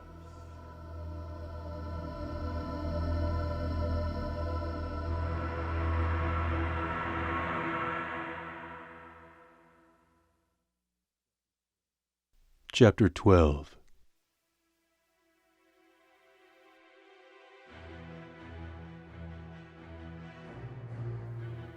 In the bright June sunlight, a crowd filled the square and looked up at the windows of the old house with the antique insurance marks in its walls of red brick and the agent's notice boards hanging like wooden choppers over the paling. 2 constables stood at the broken gate of the narrow entrance alley, keeping folk back. The women kept to the outskirts of the throng, moving now and then as if to see the drawn red blinds of the old house from a new angle, and talking in whispers. The children were in the houses, behind closed doors. A long-nosed man had a little group about him, and he was telling some story over and over again, and another man, little and fat and wide-eyed, sought to capture the long-nosed man's audience with some relation in which a key figured. And it was revealed to me that there'd been something that very afternoon, the long-nosed man was saying. I was standing there where Constable Saunders is, or rather I was passing about my business, when they came out. There was no deceiving me, oh, no deceiving me. I saw her face. What was it like, Mr. Barrett? A man asked. It was like hers whom our Lord said to, Woman, doth any man accuse thee? White as paper, and make no mistake, don't tell me. And so I walked straight across to Mrs. Barrett, and Jane, I says, this must stop, and stop at once. We are commanded to avoid evil, I says, and it must come to an end now. Let him get help elsewhere. And she says to me, John, she says, it's 4 and 6pence a week. Them was her words. Jane, I says, if it was 46,000 pounds, it should stop. And from that day to this, she hasn't set foot inside that gate. There was a short silence. Then, Did Mrs. Barrett ever see anything like? somebody vaguely inquired. Barrett turned austerely on the speaker. What Mrs. Barrett saw and Mrs. Barrett didn't see shall not pass these lips, even as it is written, Keep thy tongue from speaking evil, he said. Another man spoke. He was pretty near canned up in the wagon and horses that night, weren't he, Jim? Yes, he hadn't half copped it. Not standing treat much, neither. He was in the bar all on his own. So he was. We talked about it. The fat, scared-eyed man made another attempt. She got the key off of me. She had the number of it. She come into my shop of a Tuesday evening. Nobody heeded him. Shut your heads, a heavy labourer commented gruffly. She hadn't been found yet. Here's the inspectors. We shall know more in a bit. 2 inspectors had come up and were talking to the constables who guarded the gate. The little fat man ran eagerly forward, saying that she had bought the key of him. I remember the number because of its being 3 1s and 3 3s. 111 333, he exclaimed excitedly. An inspector put him aside. Nobody's been in? He asked of one of the constables. No, sir. Then you, Brackley, come with us. You, Smith, keep the gate. There's a squad on its way. The 2 inspectors and the constable passed down the alley and entered the house. They mounted the wide carved staircase. This don't look as if he'd been out much lately, one of the inspectors muttered as he kicked aside a litter of dead leaves and paper that lay outside Oleron's door. "I don't think we need knock. Break a pane, Brackley." The door had 2 glazed panels. There was a sound of shattered glass, and Brackley put his hand through the hole his elbow had made and drew back the latch. Choked one of the inspectors as they entered. "Let some light and air in, quick! It stinks like a hearse!" The assembly out in the square saw the red blinds go up and the windows of the old house flung open. "Oh, that's better," said one of the inspectors, putting his head out of a window and drawing a deep breath. "That seems to be the bedroom in there. Will you go in, Sims, while I go over the rest?" They had drawn up the bedroom blind also, and the waxy white, emaciated man on the bed had made a blinker of his hand against the torturing flood of brightness. Nor could he believe that his hearing was not playing tricks with him, for there were 2 policemen in his room, bending over him and asking where she was. He shook his head. This woman Bengow goes by the name of Miss Elsie Bengow, d'ye hear? Where is she?" "No good, Brackley. Get him up. Be careful with him." "I'll just shove my head out of the window, I think." The other inspector had been through Oleron's study and had found nothing, and was now in the kitchen, kicking aside an ankle-deep mass of vegetable refuse that cumbered the floor. The kitchen window had no blind, and was overshadowed by the blank end of the house across the alley. The kitchen appeared to be empty, but the inspector, kicking aside the dead flowers, noticed that a shuffling track that was not of his making had been swept to a cupboard in the corner. In the upper part of the door of the cupboard was a square panel that looked as if it slid on runners. The door itself was closed. The inspector advanced, put out his hand to the little knob, and slid the hatch along its groove. Then he took an involuntary step back again. Framed in the aperture, and falling forward a little before it jammed again in its frame, was something that resembled a large, lumpy pudding, done up in a pudding bag of faded browny red frieze. "Ah," said the inspector. To close the hatch again, he would have had to thrust that pudding back with his hand, and somehow he did not quite like the idea of touching it. Instead, he turned the handle of the cupboard itself. There was weight behind it, so much weight that, after opening the door 3 or 4 inches and peering inside, he had to put his shoulder to it in order to close it again. In closing it, he left sticking out a few inches from the floor a triangle of black and white check skirt. He went into the small hall. "All right," he called. They had got Oleron into his clothes. He still used his hands as blinkers, and his brain was very confused. A number of things were happening that he couldn't understand. He couldn't understand the extraordinary mess of dead flowers that seemed to be everywhere.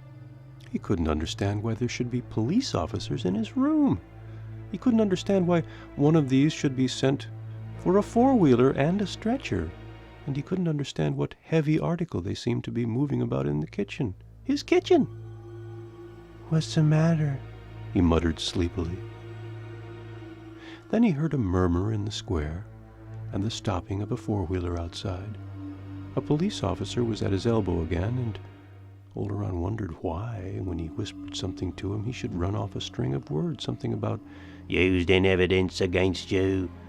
They had lifted him to his feet and were assisting him towards the door.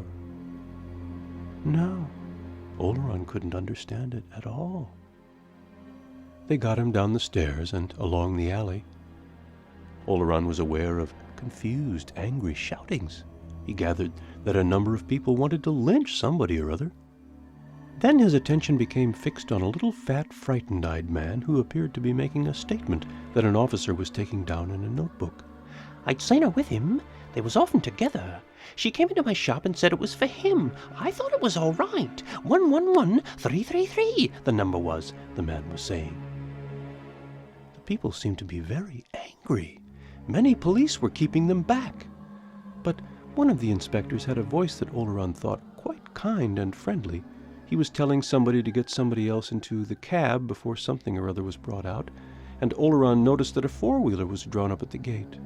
It appeared that it was himself who was to be put into it, and as they lifted him up, he saw that the inspector tried to stand between him and something that stood behind the cab, but was not quick enough to prevent Oleron seeing that this something was a hooded stretcher. The angry voices sounded like a sea. Something hard, like a stone, hit the back of the cab, and the inspector followed Oleron in and stood with his back to the window nearer the side where the people were. The door they had put Oleron in at remained open, apparently till the other inspector should come, and through the opening, Oleron had a glimpse of the hatchet-like "To Let" boards among the privet trees. One of them said that the key was at number 6. Suddenly, the raging of voices was hushed. Along the entrance alley, shuffling steps were heard, and the other inspector appeared at the cab door. "Right away," he said to the driver. He entered, fastened the door after him, and blocked up the second window with his back. Between the two inspectors, Oleron slept peacefully. The cab moved down the square. The other vehicle went up the hill. The mortuary lay that way.